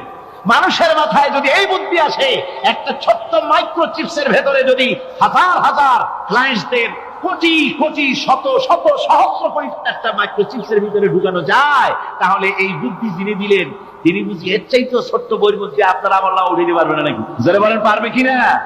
নিশ্চয়ই পারবেন, হাজার পাওয়ার পর। বন্ধুগণ, সুতরাং এরা মাল জমা করে আর গনে, জিজ্ঞেস করে ম্যানেজার সাহেব কত হয়েছে, বলে যে এত লক্ষ এত। তখন আবার চিন্তা হয় যে আরো কত টাকা জমাইতে পারলে কোটি হয়, তারপরে আরো 200 কোটি হয়। এভাবে তারা জমাইতে থাকে, খরচ করেন। তো এ ব্যাপারে সন্তানের জন্য, সন্তানদের জন্য খরচ যেটা লাগে, সেটা স্ত্রী, পুত্র, সন্তান, আত্মীয় স্বজন যেটা আছে, যা তাদের জন্য যে পরিমাণ খরচ করা লাগে তা যদি না করে, তাহলে এটা হচ্ছে বখিলি। আর খরচ করতে গিয়ে যদি বেশি করে, তাহলে সেটা হচ্ছে বেহুদা খরচ। এখন এই বেহুদা খরচ থেকে আমাদেরকে বাঁচতে বলা হয়েছে। বিষয়টা হচ্ছে নিজের আত্মীয় স্বজন, সন্তান সন্ততির জন্য খরচ করতে হবে যা লাগে তাই। আর আল্লাহর রাস্তায় যখন দেওয়ার কথা আসে, তখন প্রাণ খুলে দান করতে হবে। দেখেন, লোকেরা যখন আল্লাহর রাস্তায় দান করতে বলা হয়, পকেটের মধ্যে হাত দিয়ে তারপর আঙ্গুল অনেক সময় কষাকষি করে। একজনে জিজ্ঞেস করলাম, মিয়া পয়সা দিবাতে এত পকেটে হাত থাকে বাইরে করো না মোটে? কয় যে ঘষে দেখতেছি শিখি না 10 পাই। তাহলে এইভাবে আল্লাহর রাস্তায় দেওয়ার সময় এই যে কার্পণ্যতা, এই কার্পণ্যতা মানুষকে তাকে শেষ করে দেয়, তার ঈমানকে নষ্ট করে দেয়। আর পয়সা আছে বলে বেশি খরচ করতে হবে, যেমন বিবাহে লোকেরা খরচ করে আমাদের দেশে। কোরবানি করতে গিয়ে খরচ করে। হ্যাঁ, কোরবানি করবেন আপনি, ভালো একটা কোরবানি করবেন, আপনার পয়সা যেমন আছেন তেমন। কিন্তু 50,000 টাকা দাম দিয়ে একটা গরু কিনা, সেই গরুর গলায় মালা দিয়া এরপরে সারা শহরে প্রদর্শনী করতে হবে, এর কোনো যুক্তি নেই। আছে কোনো যুক্তি? যদি তা হয়, তাহলে ওই গরু যিনি কেনেন তার গলায় মালাই দিয়ে দুজনে একসাথেই ঘুরানো দরকার। বুঝলেন আমার বন্ধুগণ? আপনি কোরবানি করবেন, কোরবানি আপনার 10,000 টাকায় হয়ে যেতে পারে, 15,000 টাকায় হয়ে যেতে পারে। বাকি টাকা করি আল্লাহর রাস্তায় খয়রাত করে দেন। কত গরিব আত্মীয় আছে তাদের দিয়ে দেন। 50,000 টাকা দিয়ে বিরাট বাজারের সেরা গরু খরিদ করে কোরবানি দিচ্ছেন। অর্থটা কি? মানুষকে দেখাচ্ছেন আল্লাহর দরবারের গোশত যাবে না, চামড়া যাবে না, রক্ত যাবে না, যাবে আপনার নিয়ত। কি যাবে? নিয়ত। সুতরাং আল্লাহর রাস্তায় যখন খরচ করবেন, সেই খরচ করার ব্যাপারে তখনও নিয়তটা দেখতে হবে। হালাল পথে খরচ করতে গেলেও নিয়তটা দেখতে হবে, এবং তখনও বেহুদা খরচ করা যাবে না। বিবাহে যেভাবে খরচ আজকাল করে মানুষেরা, হুজুর সাল্লাল্লাহু আলাইহি ওয়াসাল্লাম বলেছেন যে বিবাহে যত খরচ কম, সেই বিবাহ তত বরকতপূর্ণ। আর আমরা মনে করি বিবাহে যত বেশি খরচ বাড়ানো যায়, ততই এটা বেশি শানদার হবে। উল্টা চিন্তা করি। আল্লাহ রাব্বুল আলামিন এরপরে বলছেন, والذين لا يدعون مع الله إلها آخر ولا يقتلون النفس التي حرم الله إلا بالحق ولا يزنون ومن يفعل ذلك يلقى أثاما। আর রহমানের খাঁটি বান্দা যারা, তাদের 5 নম্বরের বৈশিষ্ট্য হচ্ছে যে তারা আল্লাহর সাথে, আল্লাহকে বাদ দিয়ে অন্য কাউকে ইলাহা বলে, মাবুদ বলে ডাকে। এ ব্যাপারেও ব্যাখ্যা আমরা এই মাহফিলে দিয়েছি, মনে আছে আপনাদের? আল্লাহ ছাড়া অন্য কাউকে ইলাহা বলে ডাকা যাবে না। ওয়ালা ইয়াকতুলুনা আন-নাফসাল্লাতী হারামাল্লাহু ইল্লা বিল হক। আর আল্লাহ যে সমস্ত প্রাণকে, আর ওই লোকেরা যারা নাকি আল্লাহ ছাড়া ইমাম রহমানের বান্দা যারা, তারা একদিকে তো আল্লাহ ছাড়া অন্য কাউকে ডাকে না, মাবুদ বলে স্বীকার করে না, অন্যদিকে আল্লাহর হারাম করা প্রাণগুলিকে তারা ধ্বংস করে না। অর্থাৎ আল্লাহ যাদেরকে হত্যা করতে নিষেধ করেছেন, প্রাণীদেরকে হত্যা করতে, মানুষ হত্যা করতে নিষেধ করেছেন, আল্লাহর নিষেধ, আল্লাহ যেগুলি জায়েজ করেছেন সেগুলি বাদ দিয়ে হত্যা করা, এগুলি তারা করে না। ওয়ালা ইয়াজনুন, আর তারা জেনা ব্যভিচারেও লিপ্ত হয় না। এটা হচ্ছে যে এই সমস্ত লোকগুলি তারা গুনাহ থেকে মুক্ত থাকতে চেষ্টা করে, তারা আল্লাহ ছাড়া আর কাউকে রব বলে ডাকে না, ইলাহ বলে ডাকে না, মাবুদ বলে ডাকে না। হযরত ইবনে মাসউদ রাদিয়াল্লাহু তাআলা আনহু বলেছেন, তিনি রাসূল পাক সাল্লাল্লাহু আলাইহি ওয়াসাল্লামের কাছে জিজ্ঞেস করেছিলেন, হে রাসূল, সবচাইতে বড় গুনাহ কি? হুজুর বলেছেন সবচাইতে বড় গুনাহ তিনটা। সবচেয়ে বড় গুনাহটা কয়টা? রাসূল পাক সাল্লাল্লাহু আলাইহি ওয়াসাল্লাম বলেছেন সবচাইতে বড় গুনাহ হচ্ছে তিনটি। একটি হচ্ছে, তুমি যদি কাউকে আল্লাহর সমতুল্য প্রতিদ্বন্দ্বী বানিয়ে যদি তার কাছে কিছু চাও, তাহলে এটা সবচেয়ে বড় গুনাহ। সন্তান দিতে পারেন আল্লাহ, তোমাকে রোগ মুক্ত করতে পারেন আল্লাহ, আল্লাহ যা করতে পারেন এই সব বিষয়গুলি যদি মানুষের কাছে চাও, তাহলে তুমি আল্লাহর জায়গায় তাকে বসালে, এটা সবচেয়ে বড় গুনাহ। আর 2 নম্বরের গুনাহ হচ্ছে, নিজের সন্তান তোমার খাবার খাবে, তোমার খাবারে সন্তান ভাগ বসাবে, এই ভয়তে সন্তানকে হত্যা করা, এটাও বিরাট পাপ। আর 3 নম্বরে হচ্ছে প্রতিবেশীর স্ত্রীর সঙ্গে জেনা করা, এটা হলো আরেকটি। মোট 3টি গুনাহ বলেছেন রাসূলুল্লাহ, সবচেয়ে মারাত্মক গুনাহ। তার মধ্যে এই গুনাহগুলি তো আমাদের সমাজে চালু আছে। একদিকে সমাজের ভেতরে রয়েছে আল্লাহ ছাড়া মানুষের কাছে, মাজারের কাছে গিয়া, কবরের কাছে গিয়া, কবরওয়ালার কাছে চাওয়ার এই রেওয়াজ চালু আছে। এই রেওয়াজ কি চট্টগ্রামে কমেছে না বেড়েছে? কমেছে। জোরে কোন আলহামদুলিল্লাহ। কমে গিয়েছে, আগের তুলনায় বহুত কমেছে। যারা এই মাজারকে নিয়ে ব্যবসা করে, তারা অনেকে বলেছেন যে আমাদের ইনকাম আগে যা ছিল তার থেকে 4 আনায় নেমে গিয়েছে, 12 আনায় শেষ। জোরে কোন আলহামদুলিল্লাহ। জোরে বলেন আলহামদুলিল্লাহ।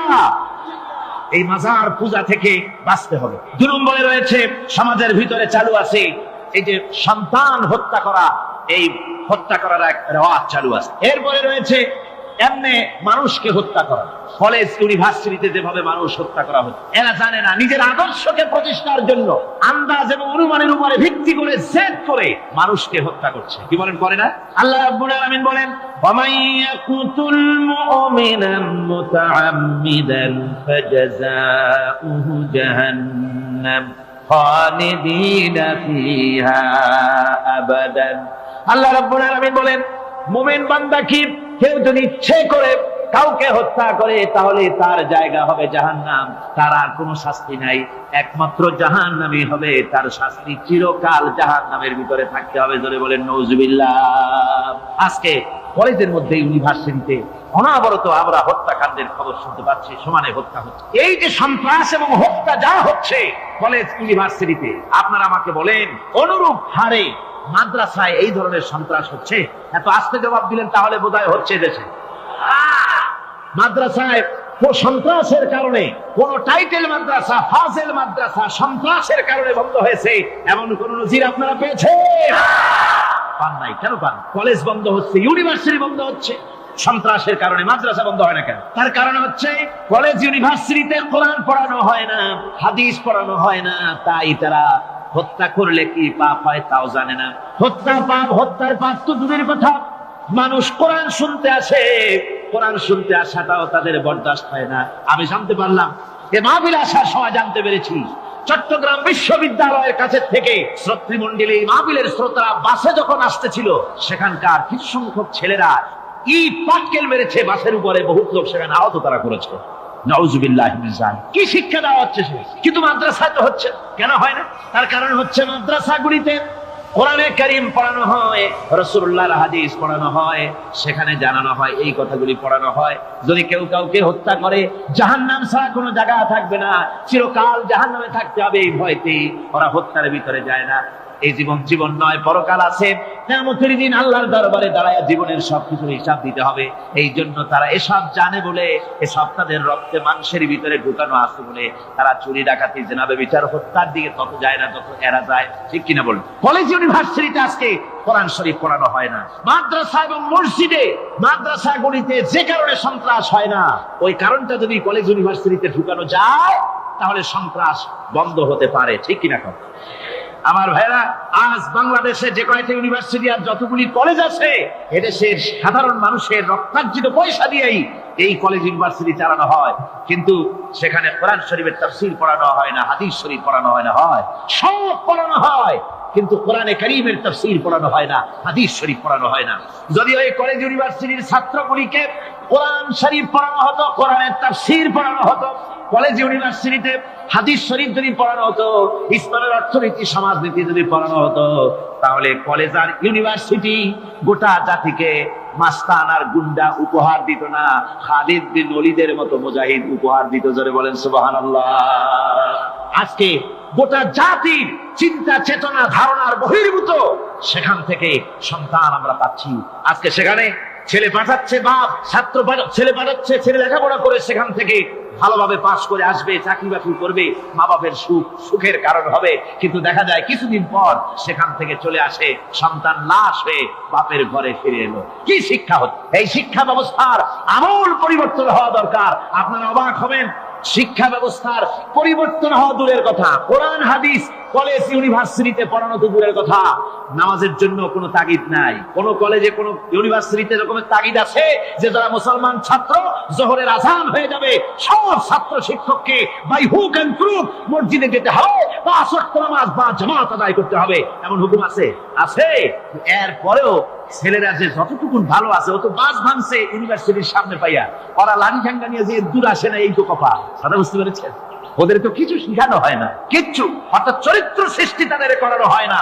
নামাজের তাগিদ নাই, রোজার তাগিদ নাই, ওজন একটা আলাদা জগৎ। যুবতী মেয়ে, যুবতী ছেলে, যুবক ছেলে পড়াশোনা করে কো-এডুকেশন, সহশিক্ষায়, একসাথে যুবক পুরুষ আর যুবতী মহিলা একসাথে ওঠা বসা করছে, একসাথে পিকনিক করতে কোথায় হারায় যাচ্ছে, কি করতেছে না করতেছে দেখারও কেউ নাই। জোরে করেন নাউজুবিল্লাহ। আজ তাই এক কথায় ইউনিভার্সিটিকে এদেশের একজন কবি বলেছিলেন ডাকাতদের গ্রাম।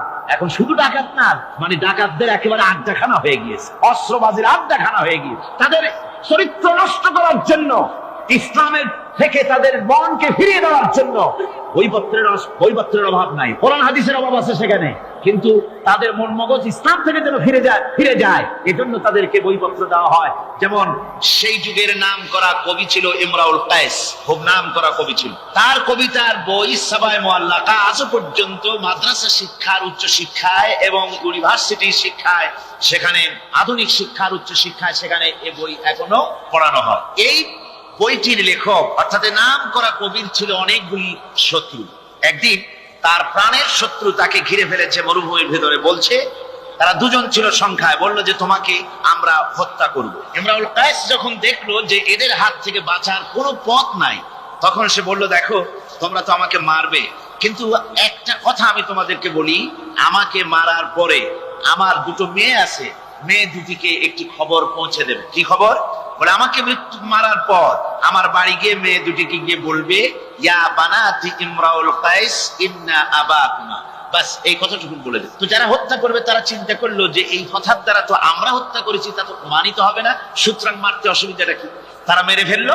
মারার পরে মরুভূমির ভিতরে তাকে গেড়ে দিয়ে এরপরে এই দুইজন লোক ওয়াদা পালন করার জন্য ইমরাউল কায়েসের বাড়ি গেছে। বাড়ি গিয়ে বলছে মেয়ে দুটোকে ডেকে যে, হে মেয়েরা, তোমাদের পিতার সঙ্গে মরুভূমিতে আমাদের দেখা হলো, তারপরে তোমার পিতা আমাকে তোমাদেরকে একটা কথা বলতে বলেছেন, সেটা হলো এই, ইয়া বানাতি ইমরাউল কায়েস ইন্না আবাকুমা। শোনা মাত্রই মেয়ে দুটি চিৎকার করে কেঁদে উঠেছে। তাদের চিৎকার শুনে আশেপাশের লোকেরা এসে জিজ্ঞেস করলো, তোমরা কাঁদছো কেন? কয় যে এই দুটি লোক আমার পিতাকে হত্যা করেছে। কি করে বুঝলে? এই যে এদের কাছে আমার আব্বা একটা খবর পাঠাইছেন, খবরটা হলো ইয়া বানাতি ইমরাউল কায়েস ইন্না আবাকুমা। ওরা বলছে এতে ওরা হত্যা করেছে, তা কি করে বোঝা গেল? এর অর্থ তো হচ্ছে যে হে ইমরাউল কায়েসের মেয়েরা, নিশ্চয়ই তোমার পিতা, তো নিশ্চয়ই তোমার পিতা কি খায় না ঘুমায় না, বিদেশে গেছে, কি করে বোঝা গেল যে সে নিহত হয়েছে? মেয়ে দুটি বলছে, দেখো আমার পিতা যে কবিতার পংক্তি বলেছেন এর দ্বিতীয় লাইন আমরা জানি কি হবে, ইয়া বানাতি ইমরাউল কায়েস ইন্না আবাকুমা, এর দ্বিতীয় লাইন হবে কাদ কুতিলা ওয়া কাতিলুহু লাদাকুমা, এর দ্বিতীয় লাইন হবে নিশ্চয়ই তোমার পিতা নিহত আর হত্যাকারীরা দুজনই তোমাদের সম্মুখে উপস্থিত। এখন আপনারা চিন্তা করেন যে মহিলারা পর্যন্ত সেই যুগে কতখানি বুদ্ধিমতী, কতখানি তারা বুৎপত্তি সম্পন্না ছিল সেই যুগের মহিলারা পর্যন্ত, পুরুষ তো দূরের কথা। তো জ্ঞান বুদ্ধি সবই ছিল, সব থাকা সত্ত্বেও এই যে তারা চুরি করত, ডাকাতি করত, জিনা করত, ব্যভিচার করত একটি জিনিসের অভাবে। কয়টি জিনিসের অভাবে? সেই জিনিসটা হচ্ছে ওদের কাছে ওহির জ্ঞান ছিল না। ওহির জ্ঞান না থাকার কারণে ওদের এই চরম দুরবস্থা হয়েছিল। আর রাসূল পাক সাল্লাল্লাহু আলাইহি ওয়াসাল্লাম ওহির জ্ঞান দিয়ে ওই জাতিকে গোটা পৃথিবীর মধ্যে শ্রেষ্ঠ জাতিতে পরিণত করে দিয়েছিলেন। আজকে আমাদের দেশের শিক্ষা ব্যবস্থায় ওই ওহির জ্ঞান নাই, যার ফলে আমাদের দেশে ছেলেরা শিক্ষিত হয় কিন্তু সেই যুগের লোকেদের মতো হতে পারছে না, কলেজ এবং ইউনিভার্সিটি ওই ধরনের লোক তৈরি করতে পারছে না। আমার বন্ধুগণ, সে যুগের থেকে আমরা উন্নতি অনেক করেছি, উন্নতি বিশেষ বিশেষ ক্ষেত্রেই করেছি। সে যুগের লোকেরা, তারা যারা চোর ছিল, চুরি করত, তারা লেখাপড়া জানতো না। আজকে যারা চুরি করে তারা তো কমসে কম ম্যাট্রিক পাস। সে যুগে যারা ডাকাতি করত তারা লেখাপড়া জানতো না, আজকের যারা ডাকাত তারা কমসে কম বিএ পাস।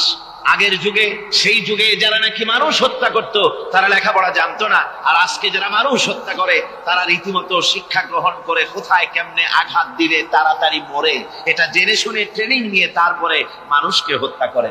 অগ্রগতি উন্নতি এতটুকু হয়েছে, কিন্তু মৌলিক মানবীয় গুণাবলী সৃষ্টি করার জন্য কোরআনের অবদানের কোনো বিকল্প নাই। জোরে কোন সুবহানাল্লাহ। আমি গত 4 দিন আপনাদের সামনে কোন সূরা আলোচনা করেছি? সূরা ফুরকান। আমি সূরাটিকে শেষ করতে পারবো না, মানে মাঝখান থেকে আলোচনা করতে পারবো না, যেহেতু সময় নেই, আজকেই তো শেষ হয়ে যাবে। সেই জন্য আমি বেছে নিয়েছি সূরা ফুরকানের শেষ রুকুটি আপনাদের সামনে আজকে আলোচনা করব, যেখানে আল্লাহ রাব্বুল আলামিনের খাঁটি বান্দা তৈরি করার পরিকল্পনা আল্লাহ দিয়েছেন। খাঁটি বান্দা হওয়ার জন্য আল্লাহ পাক একটা ফর্মুলা বলেছেন, সেই ফর্মুলাটা আজকে আমরা এখানে আলোচনা করব। এই ফর্মুলা দিয়েই জনাবে মুহাম্মদ রাসূলুল্লাহ সাল্লাল্লাহু আলাইহি ওয়াসাল্লাম একটি সুন্দর সমাজ সৃষ্টি করেছিলেন, একটি আর্থ সামাজিক সুন্দর সমাজ বিনির্মাণে যে ধরনের লোক তৈরি করা দরকার ছিল, এই কোরআনে কারীমের মাধ্যমেই রাসূল পাক সে ধরনের লোক তৈরি করেছিলেন। আসুন শয়তানের ওয়াসওয়াসা থেকে পানাহ চেয়ে নিয়ে আমরা কথা শুরু করি। আউযু বিল্লাহি মিনাশ শাইতানির রাজীম। বিসমিল্লাহির রাহমানির রাহিম। মুফিদুর রহমান সাহেব আমাকে খবর দিলেন, ওনার কাছে খবর এসেছে যে মানুষ ভিড়ে এবং চাপে শ্বাসরুদ্ধ হয়ে মরে যাওয়ার উপক্রম হয়ে যাচ্ছে বিভিন্ন জায়গায়। তা আমি আপনাদেরকে অনুরোধ করব, যিনি যেখানে আছেন সামনের দিকে বাড়ার কোনো চেষ্টা করবেন না। রাস্তায় থাকেন, ড্রেনের পাশে থাকেন, গাছের উপরে থাকেন, ছাদের উপরে থাকেন, যেখানে থাকেন সেখানে বসে পড়েন। রাস্তা তো ট্রাফিক বন্ধ করে দেওয়া হয়েছে, গাড়ি ঘোড়া এসব রাস্তায়, এই মাহফিলের চারদিকের সমস্ত রাস্তার গাড়ি ঘোড়া বন্ধ করে দেওয়া হয়েছে। ফলে আপনারা রাস্তার উপরে বসে পড়ে দাঁড়িয়ে থাকবেন না, দাঁড়াতে গেলেই মানুষের চাপে হেলাধুলা করবেন, পড়ে যাবেন, হাত পা ভেঙে যাওয়ার প্রাণান্তকার দশা হওয়ার সম্ভাবনা হবে। সুতরাং আমি সকলকে অনুরোধ করছি, মেহেরবানি করে কোরআনের সম্মানে, এ মাহফিলের সম্মানে আপনারা যার যার জায়গায় বসে পড়েন। কেউ দাঁড়িয়ে থাকবেন না, আর মোটেই চাপাচাপি করবেন না, কেউ কথা বলবেন না, আর দাঁড়াবেনও না। শয়তানের ওয়াসওয়াসা থেকে পানাহ চেয়ে পরম করুণাময় আল্লাহ রাব্বুল আলামিনের নামে শুরু করছি। তাবারাকাল্লাযী জাআলা ফিস সামাই বুরুজাও ওয়া জাআলা ফিহা সিরাজাও ওয়া কমারাম মুনীরা ওয়া হুয়াল্লাযী জাআলাল লাইলা ওয়ান নাহারা খিলফাতান লিমান আরাদা আন يذكر لمن أراد أن يذكر أو أراد شكورا صدق الله العظيم। অতীব বরকতশালী সেই মহান সত্তা, যিনি আকাশ সমূহকে বুর্জ সমূহ দিয়ে যিনি সংস্থাপন করেছেন, বুর্জ স্থাপন করেছেন এবং তাতে একটি প্রদীপ স্থাপন করেছেন, আর আলোকমণ্ডিত এক উজ্জ্বল চাঁদ স্থাপন করেছেন। আর তিনি রাত এবং দিনকে পরস্পরের স্থলাভিষিক্ত বানিয়েছেন। লিমান আরাদা আইয়াযাক্কারা আও আরাদা শুকুরা, তাদের জন্য যারা এর থেকে উপদেশ অর্জন করতে চায়, জ্ঞান লাভ করতে চায় এবং শুকর আদায় করতে চায়। শুকর আদায়কারীর জন্য, জ্ঞান অন্বেষণকারীদের জন্য আল্লাহ পাক এগুলি করেছেন।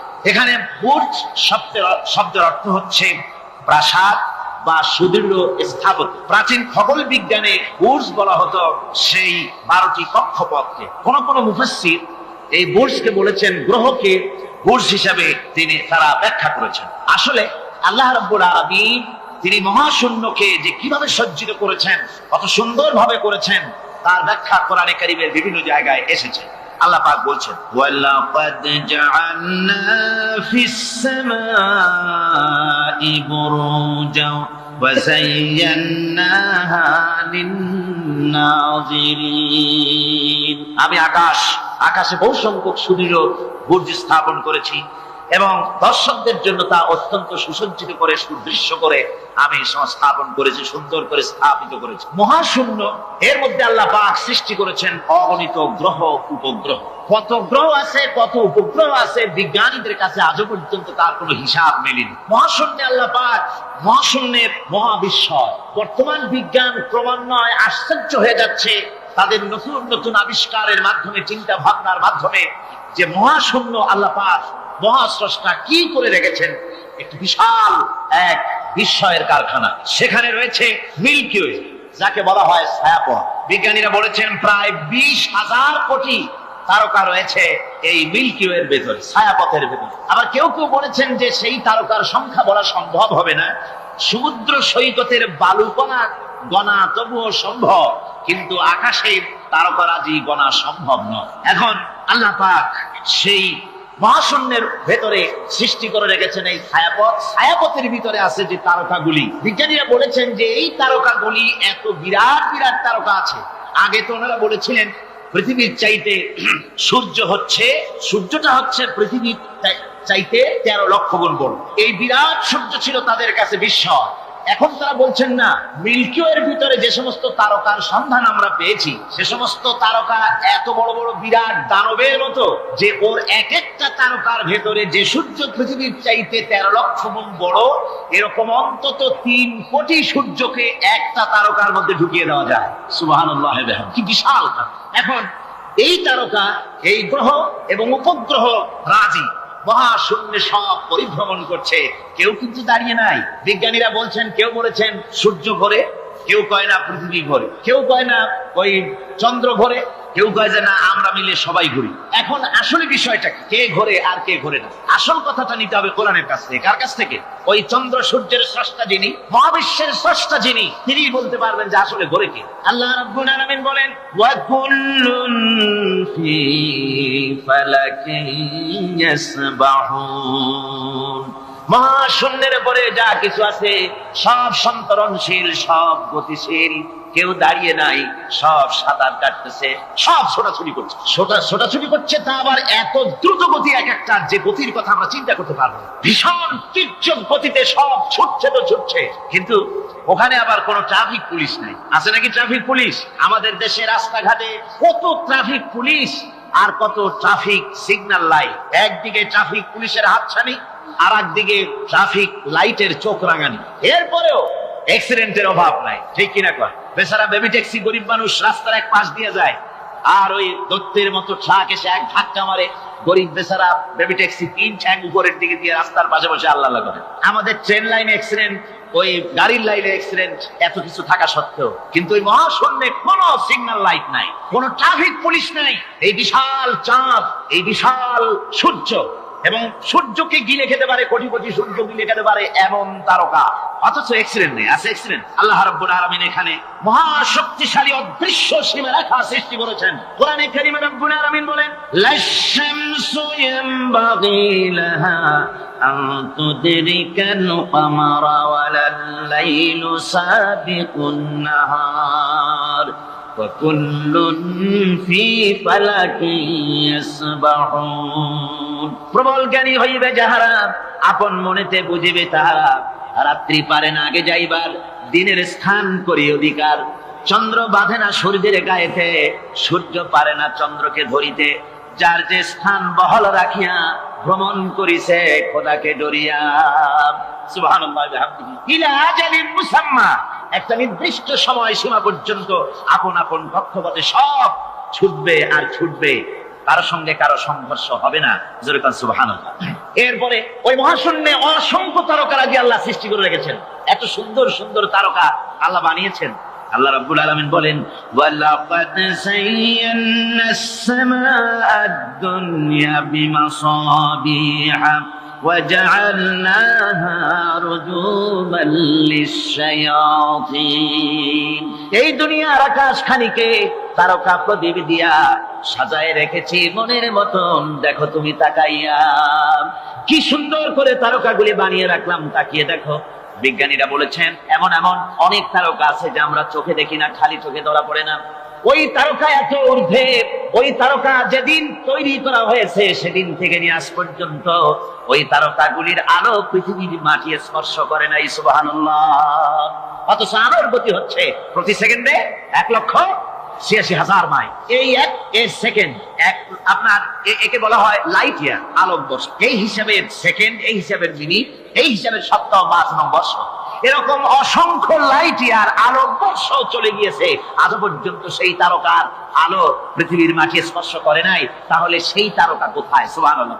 যারা একটু আল্লাহরে গালি দিতে পারে, একটু আল্লাহ এবং ইসলামকে অস্বীকার করতে পারে, তারা আবার হিরো হয়ে যায়।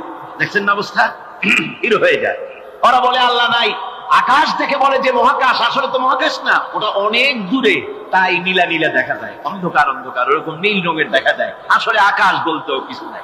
এরপরে ইউরি গ্যাগারিন, যিনি প্রথম মহাশূন্য পরিভ্রমণ করেছিলেন, তিনি মহাশূন্য পরিভ্রমণ করে ফিরে এসে বলেছিলেন, মহাশূন্য পরিভ্রমণ করে ফিরে এলাম। মুসলমানেরা যাকে আল্লাহ বলে, খ্রিস্টানেরা যাকে গড বলে, আল্লাহ আর খ্রিস্টানের সেই গডের অস্তিত্ব লক্ষ লক্ষ মাইলের কোথাও দেখি নাই, পাই নাই। আমি বলি বেকুব, আল্লাহরে তুমি দেখবা, তুমি তো তোমার নিজের শরীরও দেখো না। তোমার মাথাটার পেছনটা দেখতে কেমন, তোমার পিঠটা দেখতে কেমন, তোমার বডির একদম পেছনের অংশটা দেখতে কেমন, তাকে জিন্দিগিতে আয়না ছাড়া দেখতে পেরেছো কোনোদিন? নিজের শরীরে দেখতে পাও না, আর শরীরের স্রষ্টা মহান আল্লাহকে দেখতে চাও, দারুণ দুঃসাহস পোষণ করতেছে। আল্লাহ পাকের ওই মহান সৃষ্টি, এই বিশাল সৃষ্টির তুলনায় আমাদের অবস্থান কোথায়? আমাদের অবস্থান হচ্ছে মহাসমুদ্রের ভিতরে কাগজ দিয়ে নৌকা বানায় যদি ছেড়ে দেওয়া যায়, তো মহাসমুদ্রে কাগজের নৌকাটার যে অবস্থা, এই আল্লাহর মহাবিশ্বে মহাশূন্যের ভেতরে স্পেস, মহাশূন্য আল্লাহর মহাসৃষ্টি, এর ভেতরে আমাদের অবস্থানও আটলান্টিক মহাসাগরে কাগজের নৌকাটা যেমন, আমাদের পৃথিবীর অবস্থাটা তেমন। সুবহানাল্লাহ। আল্লাহ কত বিরাট! সুবহানাল্লাহ। আমার বন্ধুগণ, আল্লাহ পাক বলছেন যে এইভাবে করে আমি চন্দ্র সৃষ্টি করেছি এবং সূর্য সৃষ্টি করেছি। ওয়াজালা ফিহা সিরাজা ওয়া কামারাম মুনীরা, সেখানে একটা প্রদীপ আমি জ্বালিয়েছি, সেই প্রদীপটা হচ্ছে সূর্য। এই সূর্যটা হচ্ছে বিশাল, যা পৃথিবী থেকে 9,30,00,000 মাইল দূরে যে সূর্য অবস্থান করছে, এত দূরে থাকা সত্ত্বেও এই সূর্যের দিকে মানুষ খালি চোখে তাকাতে পারে না, এত উত্তপ্ত। সূরা নাবার মধ্যে আল্লাহ বলেছেন এটাকে ওয়াজআলনা সিরাজাও ওয়াহাজা, উত্তপ্ত, অতি উজ্জ্বল, অতি উত্তপ্ত প্রদীপ এই সূর্যটাকে আল্লাহ বলেছেন। তার তাপ এত বেশি যে পৃথিবীর কোন জায়গায় সূর্যের তাপ 140 ডিগ্রি ফারেনহাইট পর্যন্ত উঠে যায়, এত তাপ হয়। তো এই সূর্যের দিকে মানুষ যদি খালি চোখে তাকায়, তাহলে তার চোখের দৃষ্টি শক্তি বিনষ্ট হয়ে যাওয়ার সম্ভাবনা থাকে। এই সূর্য দিয়ে আল্লাহ পাক ফসল পাকান, এই সূর্য দিয়ে জীবকুলের প্রাণ শক্তির সঞ্চার করেন আল্লাহ পাক। এই সূর্য, বিজ্ঞানীরা বলেছেন, একটা বই আছে, লেখকের নাম আমার মনে নাই, man does not stand alone. এই বইয়ের ভিতরে এই বিজ্ঞানী লিখেছেন, আল্লাহর সৃষ্টি রহস্য সম্পর্কে লিখেছেন যে সূর্য যেখানে এখন আছে, স্রষ্টা নিশ্চয়ই একজন আছেন, তিনি বলছেন যে সূর্য যেখানে আছে ওখান থেকে যদি কিছু নিচে নেমে আসতো সূর্য, তাহলে গোটা পৃথিবী পুড়ে ছাই হয়ে যেত। আর যেখানে আছে ওখান থেকে যদি কিছু উপরে উঠে যেত, গোটা পৃথিবী হিম শীতলতায় গোটা পৃথিবী ফ্রিজ হয়ে যেত। অথচ একটা মাপা একটা জায়গায় আল্লাহ পাক এই সূর্যকে রেখেছেন। সুবহানাল্লাহ পড়ে। আবার চন্দ্রকেও এমন একটা মেজারমেন্ট করা জায়গায় আল্লাহ রেখেছেন, এই চন্দ্র যদি উপরে উঠে যেত, যেখানে আছে সেখান থেকে গোটা পৃথিবীটা মরুভূমি হয়ে যেত। আর যেখানে আছে সেখান থেকে যদি নিচে নেমে আসতো কিছুটা, তাহলে গোটা পৃথিবী বন্যায়, প্লাবনে গোটা পৃথিবী ভেসে চলে যেত। সুবহানাল্লাহ ওয়া বিহামদিহি। এই চন্দ্রকে আল্লাহ পাক এভাবে রেখেছেন, সূর্যকে এভাবে রেখেছেন। আবার এই সূর্যের রয়েছে অতি বেগুনি রশ্মি, সেই অতি বেগুনি রশ্মি যেন এমন একটা পাওয়ার আছে সূর্যের, যে সূর্যের তাপ যদি পৃথিবীর মানুষ গায়ে লাগে, ওই রশ্মিটা যদি লাগে, সৃষ্টি জগতে ক্যান্সার হবে, সৃষ্টি জগৎ মরে যাবে, বাঁচতে পারবে না, অসুখ করবে। সেজন্য ওজোন স্তর একটা আল্লাহ বানিয়ে রেখেছেন, ওজোন একটা স্তর, যেটাকে বিজ্ঞানীরা এখন বলছেন গ্রিন হাউস এফেক্ট। এই ওজোন স্তরে ফাটল ধরেছে, বিজ্ঞানীরা লক্ষ্য করেছেন ওজোন স্তরে ফাটল ধরে সূর্যের সেই ক্ষতিকারক পাওয়ারটা পৃথিবীর মাটির কাছে চলে আসতেছে। এখন এটাকে ঠেকাবার ব্যবস্থা করা হচ্ছে। আমার বন্ধুগণ, এটা কেন হচ্ছে? আল্লাহ রাব্বুল আলামিন বলেন, ওয়ামা আসাবাকুম মিন মুসিবাতিন ফাবিমা কাসাবাত আইদিকুম। তোমাদের উপরে যত বিপদ আছে, মুসিবত আছে, সব তোমাদের হাতের কামাই করা, দুই হাতের কামাই করা, দু হাত দিয়ে যা কামাই করেছো তার ফল তোমাদের পেতে হচ্ছে। গ্রিন হাউস এফেক্ট কেন হলো? কারণ হচ্ছে আমাদের গাড়ি থেকে যে কার্বন ডাই অক্সাইড, কালো ধোঁয়া আমরা বের করি, আমাদের মিল কল কারখানা থেকে যে চিমনি থেকে কালো ধোঁয়া বের হয়, এগুলিকে শোষণ করার জন্য, এগুলিকে নষ্ট করার জন্য হলো গাছ। গাছ হলে মানুষের বন্ধু। আমরা জনমের মতো গাছ কাটি, লাগাই না। এভাবে করে প্রকৃতির ভারসাম্য আমরা নষ্ট করেছি। আমরা প্রকৃতির ভারসাম্য নষ্ট করবার জন্য ইচ্ছে করে দেশের পাহাড়গুলিকে ধ্বংস করছি, অথচ আল্লাহ পাক বলেছেন এই পাহাড় পৃথিবীর ভারসাম্য রক্ষার জন্য, প্রকৃতির ভারসাম্যকে রক্ষা করার জন্য আমি পাহাড় সৃষ্টি করেছি। ধরে বলেন সুবহানাল্লাহ। মানুষ এভাবে নিজের সর্বনাশ নিজেই করতেছে। আল্লাহ পাক বলছেন এভাবে করে আমি সবকিছুকে একটা সুন্দর পদ্ধতি দিয়ে সৃষ্টি করেছি। আর ওই যে আলোকমণ্ডিত চাঁদ, ওই চাঁদ সম্পর্কে প্রশ্ন তুলেছে কাফেরেরা, যে চাঁদটা কি? ওয়ায়াসআলুনাকা আনিল আহিল্লাম কুল হিয়া মাওয়াকিতু লিন্নাস। আল্লাহ রাব্বুল আলামিন বলেন, নবী আপনাকে প্রশ্ন করা হয় চাঁদের ক্রমবর্ধমান এবং ক্রমহ্রাস সম্পর্কে, যেটা কি আপনি তাদেরকে বলে দেন। আমি এই চাঁদকে একটা প্রাকৃতিক ক্যালেন্ডার বানায়া, চিরস্থায়ী ক্যালেন্ডার বানিয়ে তাম পৃথিবীর মানুষের জন্য আকাশে ঝুলায় রেখেছি, মহাশূন্যে টানায় রেখেছি, যেন প্রতিদিন রাত্রি বেলায়, দিনের বেলায়, রাতের বেলায় তারা দিন, রাত, মাস, বছর গণনা করতে পারে। এই জন্য বিনা পয়সার একটা ক্যালেন্ডার আমি ঝুলায় রাখছি। বলে বলেন সুবহানাল্লাহ। এমনি করে চাঁদ এবং সূর্যকে আমি সৃষ্টি করে দিই। আল্লাহ পাক বলেন, وَهُوَ الَّذِي جَعَلَ اللَّيْلَ وَالنَّهَارَ خِلْفَةً لِمَنْ أَرَادَ أَنْ يَذَّكَّرَ أَوْ أَرَادَ شُكُورًا। আর আমি দিন এবং রাতকে একে পরস্পরের স্থলাভিষিক্ত বানিয়েছি, যারা শুকর আদায় করবে আর যারা এর দ্বারা জ্ঞান অর্জন করবে তাদের জন্য।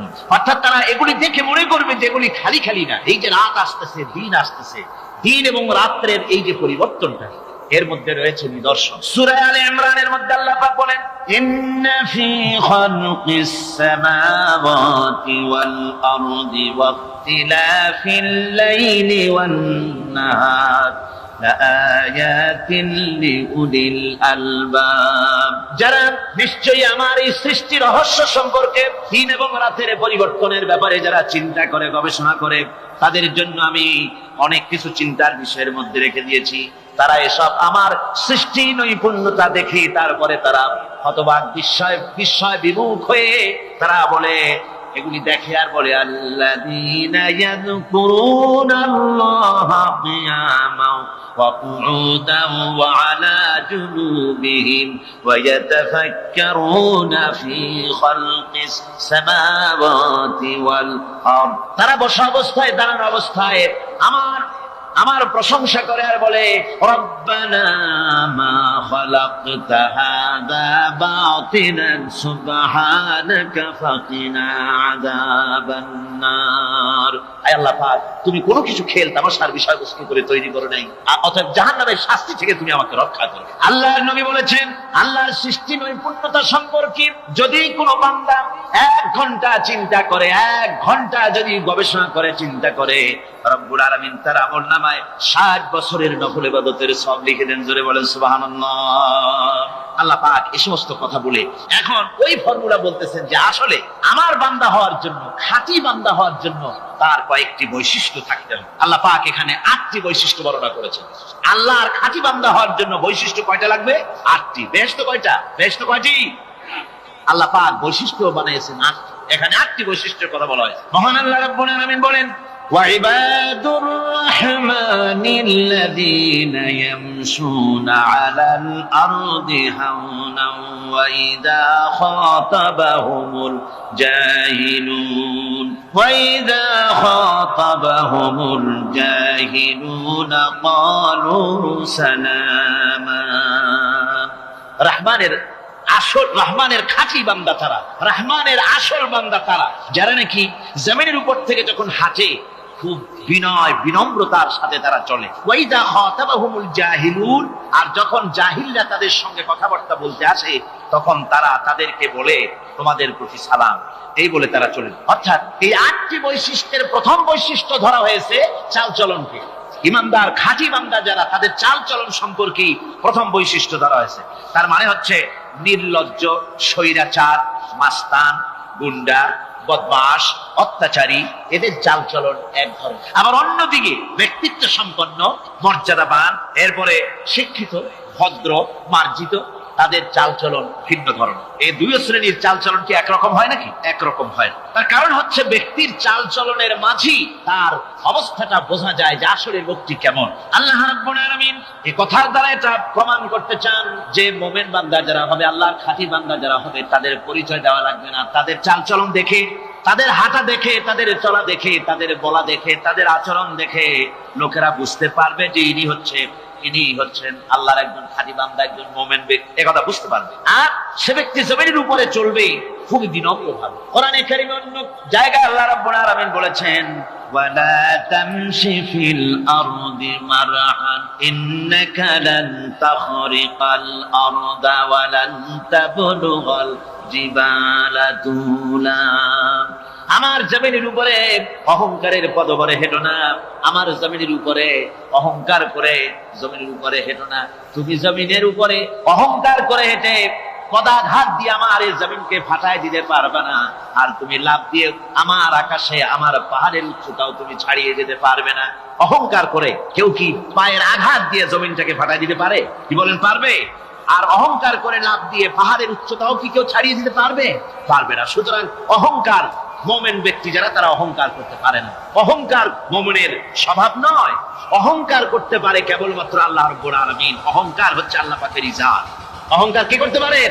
আল্লাহ পাক করতে পারেন। মানুষের অহংকার শোভা পায় না। মানুষ, তোমার আবার অহংকার কিসের? এক ফোঁটা নাপাক পানি দিয়ে যার জন্মের উৎস, এমন নাপাক পানি যা শরীর থেকে নির্গত হলে পরে গোসল করা ফরজ হয়ে যায়, এমন এক ফোঁটা নাপাক পানি যার জন্মের উৎস, তার অহংকার করবেন আল্লাহ রাব্বুল আলামিন। হাদিসে কুদসির ভিতরে এসেছে, আল্লাহ পাক বলেছেন, যে ব্যক্তি অহংকার করে সেজন্য আমার চাদর নিয়ে টানাটানি করে। জোরে কোন নাউযুবিল্লাহি মিন যালিক। সুতরাং মুমিন বান্দা যিনি হবেন, আল্লাহর খাঁটি বান্দা, রহমানের খাঁটি বান্দা, সে ব্যক্তি কখনো জমিনের উপর অহংকারের সাথে চলাফেরা করবে না, বরং তার চালচলন হবে অত্যন্ত বিনম্র। আর কি? আর হলো জাহিলদের সঙ্গে সে কোনো বিতর্কে লিপ্ত হবে না। জাহিলরা গালাগালি দেবে, গালাগালির জবাবে সে গালাগালি দেবে না। জাহিলরা অত্যাচার করবে, অত্যাচারের জবাবে সে অত্যাচার করবে না, বরং তাদেরকে দেখলে, তারা অত্যাচার করতে আসলে, তারা গালাগালি দিলে তাদের জবাবে ইদফা বিল্লাতি হিয়া আহসান, তাদের জবাবে তাদেরকে সালাম দিয়ে সেখান থেকে তারা কেটে পড়বে।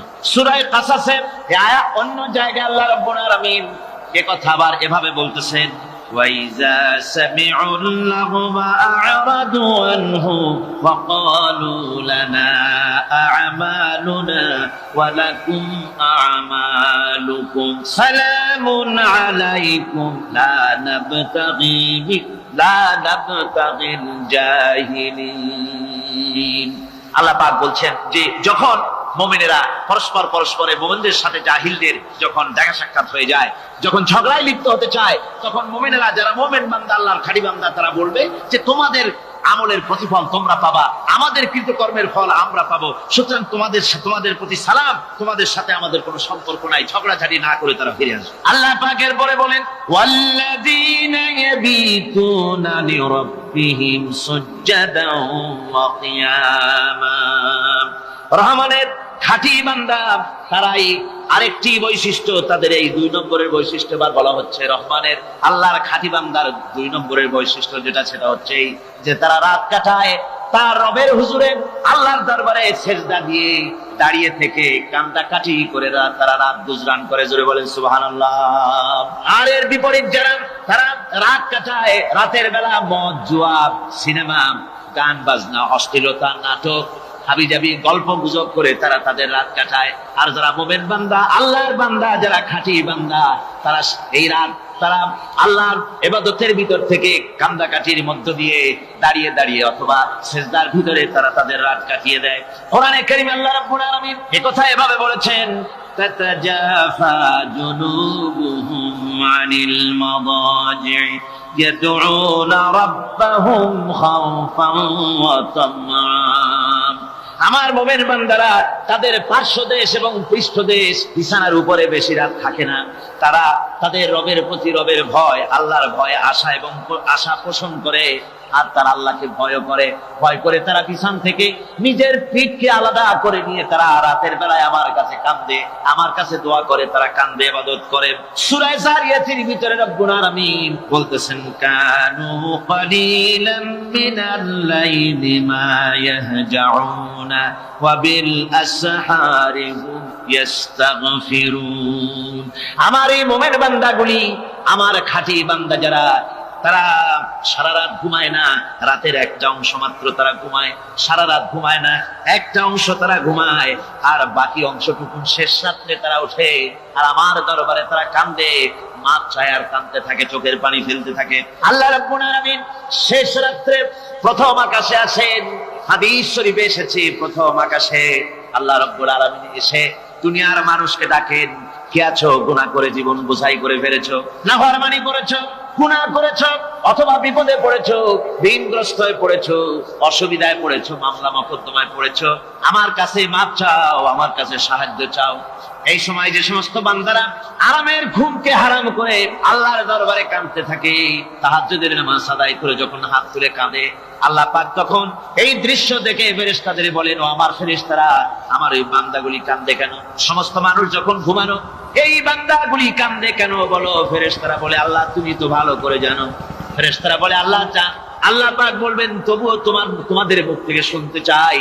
ফেরেশতারা তখন বলবে, রব্বুল আলামিন তোমার বান্দা গুনাহ করেছে, জাহান্নামের ভয়তে তোমার কাছে কাঁদতেছে, তোমার ভয়তে কাঁদে, জাহান্নামের ভয়তে কাঁদে।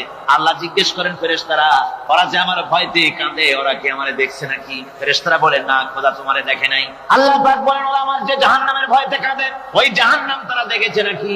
ফেরেশতারা বলে, না আল্লাহ, তোমার জাহান্নাম ওরা দেখে নাই, তোমার বেশ তো কিছুই দেখে নাই। আল্লাহ পাক বলেন, আমার ফেরেশতারা, এই বান্দাগুলি আমার দোজখ দেখে নাই, আমাকে দেখে নাই, হাসর মিজান সিরাত কিছুই দেখে নাই, শুধু কোরআনের কথা শুনে, আমার নবীর কথা শুনে, আমার কোরআনের কথা শুনে বিশ্বাস করে আরামের ঘুমকে হারাম করে কিভাবে কাঁদতেছে তাকায় দেখ। আমার রহমতের দরিয়ায় জোশ মেরে গেছে, তোরা সাক্ষী থেকে যা, আমার ওই ক্রন্দনরত বান্দাগুলিকে আমি আল্লাহ মাফ করে দিলাম। আমার ভাইরা, আল্লাহ পাক বলেন, আম্মান হুয়া কানিতুন আনা আল-লাইলি সাজিদাও ওয়া কাইমা। আল্লাহ রাব্বুল আলামিন বলেন, সিজদার ভিতরে আর দাঁড়ানোর ভিতরে আমার এই বান্দাগুলি আখিরাতে আমার সঙ্গে দেখা করা লাগবে, এই ভয়তে, জাহান্নামের ভয়তে তারা কাঁদে, এভাবে কাঁদতে থাকে। আর আল্লাহ পাক ওই সময় তাদের গুনাহ মাফ করতে থাকেন। কোরআনে কারীমের ভিতরে আল্লাহ পাক বলেন, সারা রাত ঘুমাতে আল্লাহ নিষেধ করেছেন, সারা রাত যেন ঘুমায় না, পাইকারি ধরে ঘুমায় না, একটু জাগো। ওয়াজকুর ইসমা রাব্বিকা বুকরাতাও ওয়া আসীলা। সকাল এবং সন্ধ্যায় তোমার প্রভু, তোমার রবের জিকির করো, স্মরণ করো। ওয়া মিনাল লাইলি ফাসজুদ লাহু ওয়া সাব্বিহহু লাইলান তাওয়িলা। তোমার রাতের বেলায় রাতের একটা অংশ সিজদায় অবনত হও, আর রাতের দীর্ঘ সময় ঘুমায় থেকো না, হয় একটা লম্বা সময় ঘুমাও, কিন্তু একটা অংশ রাখো যে সময় তুমি আমার দরবারে সিজদায় পড়ে যাবে, কাঁদবে। আমার বন্ধুগণ, রাতটা ওয়াজআলনাল লাইলা সুবাতা, আল্লাহ রাব্বুল আলামিন ওয়াজআলনা সুবাতা ওয়াজআলনান নাওমা সুবাতা ওয়াজআলনাল লাইলা লিবাসা, ঘুমকে বানাইছেন আল্লাহ শান্তির বাহন, আর রাতকে করেছেন আচ্ছাদন। রাতকে কি করেছেন? আচ্ছাদন। রাতকে একটা পর্দা লাগিয়ে দিয়েছেন, রাতের পর্দা। যেহেতু প্রেম ভালোবাসা ঢোল পিটায় করা যায় না, ঢোল পিটায় প্রেম করা যায়? যায় না। মানুষকে দেখায় দেখায় প্রেম ভালোবাসা করা যায় না। এটা হলো দুনিয়ার রীতিনীতি, দুনিয়ায় যেটা মানুষেরা করে। আসল সবচাইতে বড় ভালোবাসার পাত্র হলেন আল্লাহ, মাসুক হলেন আল্লাহ, আশেক হলো মানুষ। আশেক এবং মাসুকের ভিতরে প্রেম বিনিময় হবে, ভালোবাসার আদান প্রদান হবে, কথোপকথন হবে। এজন্য দিনের কোলাহলপূর্ণ অবস্থায় তা হয় না বলে রব্বুল আলামিন বলেন, আমি তোমাদের জন্য রাতকে একটা আচ্ছাদন, একটা পর্দা বানায় দিয়েছি। এই রাতের পর্দার ভিতরে থেকে আমারে ডাকো, আমাকে আমার কাছে তুমি আমাকে ডাকো, একটা লম্বা সময় নিয়ে আমাকে বলতে থাকো, আমাকে ডাকতে থাকো। আল্লাহ পাক তার নবীকেও বলেছেন, ইয়া আইয়ুহাল মুযাম্মিলু কুমিল লাইলা ইল্লা কালিলা। হে চাদর আচ্ছাদিত ব্যক্তি, রাত্রিকালে সালাতে দণ্ডায়মান থাকো, কিন্তু কম, সারা রাত জাগার দরকার নেই। একটা অংশ জাগো যখন তুমি আমার জন্য কাঁদবে, আমার জন্য সিজদায় পড়ে থাকবে। রাসূল পাক সাল্লাল্লাহু আলাইহি ওয়াসাল্লাম তাহাজ্জুদের নামাজে সিজদায় পড়ে থাকতেন, রাতে ঘন্টার পর ঘন্টা চলে যেতেছে। হযরত আয়েশা বলেন, আমি মনে করতাম সিজদায় এমন ভাবে রাসূল পড়েছেন আর ওঠেন না, আমার মনে হতো হুজুর বুঝি ইন্তেকাল করে গেছেন। আমি রাসূলের পায়ের আঙ্গুল ধরে আস্তে করে চাপ দিতাম, হুজুর তাতে একটু ব্যথা পেয়ে আঙ্গুল নাড়া দিতেন, তখন আমি মনে করতাম আল্লাহর নবী বিদায় হন নাই, বেঁচে আছেন। আবার কখনো দাঁড়িয়ে দাঁড়িয়ে নামাজের ভিতরে তেলাওয়াত করতে করতে রাত শেষ হয়ে যেত, আমার মনে হতো এই দাঁড়ানো থেকে হুজুর বুঝি আর রুকুতে যাবেন না। আবার যখন রুকুতে যেতেন মনে হতো এই রুকু থেকে আর বুঝি সেজদায় যাবেন না। আবার যখন সেজদায় যেতেন মনে হতো এই সেজদা থেকে রাসূল বুঝি আর উঠবেন না। সুবহানাল্লাহ। সাহাবায়ে কেরাম জিজ্ঞেস করতেন, হে রাসূল, হযরত আয়েশা জিজ্ঞেস করে, হে রাসূল, আপনি এত কাঁদেন কেন, এত ইবাদত করেন, এত রাত জাগেন? হযরত আয়েশা বলেছেন, আল্লাহ নবী দাঁড়িয়ে দাঁড়িয়ে তিলাওয়াত করতে করতে, দাঁড়িয়ে দাঁড়িয়ে নামাজ পড়তে পড়তে পাও মোবারক, কদম মোবারক এমন ভাবে ফুলে যেত, সকালবেলায় জুতার মধ্যে পাও ঢুকতো না। সুবহানাল্লাহ। এইভাবে রাসূল পাক কষ্ট করতেন। জিজ্ঞাসা করতে, এত ইবাদত কেন করেন? আপনার তো আগের পিছের সমস্ত গুনাহ আল্লাহ মাফ করেছেন, কোনো গুনাহ আপনার নাই, তবু আল্লাহ বলে দিয়েছেন নবী আপনার আগের পিছের সব মাফ, তারপরে এত কাঁদেন কেন? আল্লাহ নবী বলেছেন, ও সাহাবীরাও আমার স্ত্রীরা শোনো, আমি কি আমার বান্দার, আমি আমার আল্লাহর শুকরগুজারকারী বান্দায় কি আমি পরিণত হব না? যে আল্লাহ আমাকে এত নিয়ামত দিয়েছেন, আমি কি সেই আল্লাহর শুকরগুজার হব না? রাসূলুল্লাহ কাঁদতেন। সুতরাং প্রত্যেকটি মুসলমানকে রাতের বেলায় আল্লাহর দরবারে হাত তুলে কাঁদতে হবে, মুনাজাত করতে হবে, রব্বুল আলামিন যে গুনাহ করেছি, আমি যত গুনাহ করেছি, আমাকে তুমি নিয়ামত যা দিয়েছো, এই নিয়ামত তুমি না দিলেও পারতে। তুমি পৃথিবীতে দিনে রাতে অসংখ্য পলিউশন, রোগ জীবাণু সমানে উঠতেছে। এখন যদি মাইক্রোস্কোপ যন্ত্র এখানে থাকতো তাহলে দেখতেন এই পরিবেশটা কত দূষিত, কত পলিউশন, কত জাম। এগুলি নাকের মধ্যে দিয়ে পেটে যাচ্ছে, চোখের মধ্যে ঢুকতেছে, ক্রমাগত চোখের ভিতরে ধুলাবালি ঢুকবে। আর পরিষ্কারের কোনো ব্যবস্থা যদি না করা হয়, চোখের দৃষ্টি নষ্ট হয়ে যেতে পারে। এই জন্য আল্লাহ রাব্বুল আলামিন চোখের ভিতরে মেডিসিন রূপী এক প্রকারের পানি রেখেছেন, আর অটোমেটিক চোখের পাতা ওঠানামা করে প্রতি মুহূর্তে চোখকে ক্লিন করে দিতেছে। এই চোখ সম্পর্কে আল্লাহ রাব্বুল আলামিন প্রশ্ন করবেন, অন্তঃকরণ সম্পর্কে প্রশ্ন করবেন। জবাব দেওয়া সেদিন বড়ই কঠিন হয়ে যাবে। এই জন্য আল্লাহ রাব্বুল আলামিন দুনিয়াবাসীকে সতর্ক করে দিচ্ছেন। তিনি আরো বলছেন, ওয়ালাকাদ খালাকনাল ইনসানা ওয়া না'লামু মা তুওয়াসবিসু বিহি নাফসু ওয়া নাহনু আকরাবু ইলাইহি মিন হাবলিল ওয়ারিদ। মানুষ সৃষ্টি করেছি আমি, তার অন্তঃকরণে কি চিন্তা হয়, কি কল্পনা হয় তাও জানি আমি। আর আমি আমার বান্দার যেই সাহারাগের উপরে মাথাটা খাড়া আছে, এই রোগের চাইতেও আমি বান্দার বেশি নিকটে।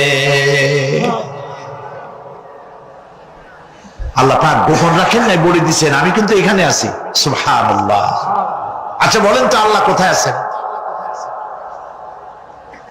এটি একটি মুশকিলের প্রশ্ন। সাধারণত লোকেরা বলে আল্লাহ সব জায়গায় আছে। এই কথা, এই জবাব সঠিক নয়। আকীদা সাফ হতে হবে। আল্লাহ সব জায়গায় আছে এই কথা সঠিক নয়। যদি আল্লাহ সব জায়গায় থাকেন তাহলে দুনিয়ার সব জায়গা ভালো না, কিছু কিছু খারাপ আছে, তাহলে খারাপ জায়গাও থাকতে হয়। নাউযুবিল্লাহ বলেন। আল্লাহ কোথায় আছে এই প্রশ্ন আল্লাহরই করি। সওয়ালে মুকদ্দারের জবাব, পৃথিবীর মানুষ আল্লাহকে প্রশ্ন করবে তুমি কোথায় আছো। রব্বুল আলামিন প্রশ্ন করার আগে জবাব দিয়ে দিয়েছেন, আর রাহমানু আলাল আরশি ইস্তাওয়া। আল্লাহ পাক আরশে আজিমে আছেন। কোথায় আছেন বলে এক আঙ্গুল আকাশের দিকে উঁচু করে বলেন আল্লাহ কোথায় আছেন? আরশে আজিমে আছেন। সুবহানাল্লাহ। তবে আরশে আজিমে আছেন যে অবস্থা এমন নয় যে তিনি সাংঘাতিক রকমের কুয়াশার কারণে বাংলাদেশে কি হইতেছে তা দেখতে পান না। সে আল্লাহ রাব্বুল আলামিন সব কথা পরিষ্কার করে বলেছেন আমি তোমার ঘাড়ের কাছে। তার মানে আল্লাহর ইলম, তার নজর, তার সামা এবং তার বাসার, তার দেখা, তার শোনা, তার ইলম সবটা আমাকে ঘিরে আছে, আমি তার বাইরে নাই। আল্লাহ মানুষকে সতর্ক করতেছেন, মা ইয়ালফিযু মিন কাওলিন ইল্লা লাদাইহি রাকীবুন আতীদ। মানুষ এমন কোন কথা বলে না যা আমার ফেরেশতারা রেকর্ড করে না রাখে। যা করো তাও লেখা হয়, যা বলো তাও লেখা হয়ে যায়। দুনিয়ায় গোয়েন্দা বিভাগ আছে, আমার দেশে গোয়েন্দা বিভাগ আছে না? কি নাম কত দুই একটা আন্দাজে কইলো আছে, CID, DIB, DFI, army intelligence, কত রকম গোয়েন্দা আছে, কত বাহিনী আছে আপনি টের পাবেন না। পাগড়ি একটা বান্ধি আপনার সামনে বসা, আপনি বুঝবেন না যে আপনার আমল নামা রেকর্ড করতেছে ঘরে বসে। আপনি তো মনে করেছেন দরবেশ না, 6 সেল্লা দিয়ে আসছে, কিন্তু তিনি গভর্নমেন্ট অফিসার, আপনার সর্বনাশ করতেছেন, আপনি টের পাচ্ছেন না। এটা যদি মানুষের রাষ্ট্র ঠিক রাখার জন্য দুনিয়ার সরকারের দরকার হয়, তাহলে আল্লাহ পাকের এই বিশাল সাম্রাজ্য রক্ষা করার জন্য আল্লাহর গোয়েন্দা বিভাগ নাই? আর মহব্বতের জোরে শেরে লা ইলাহা ইল্লাল্লাহ, লা ইলাহা আল্লাহ আল্লাহ জপ মন জপ আল্লাহ আল্লাহ।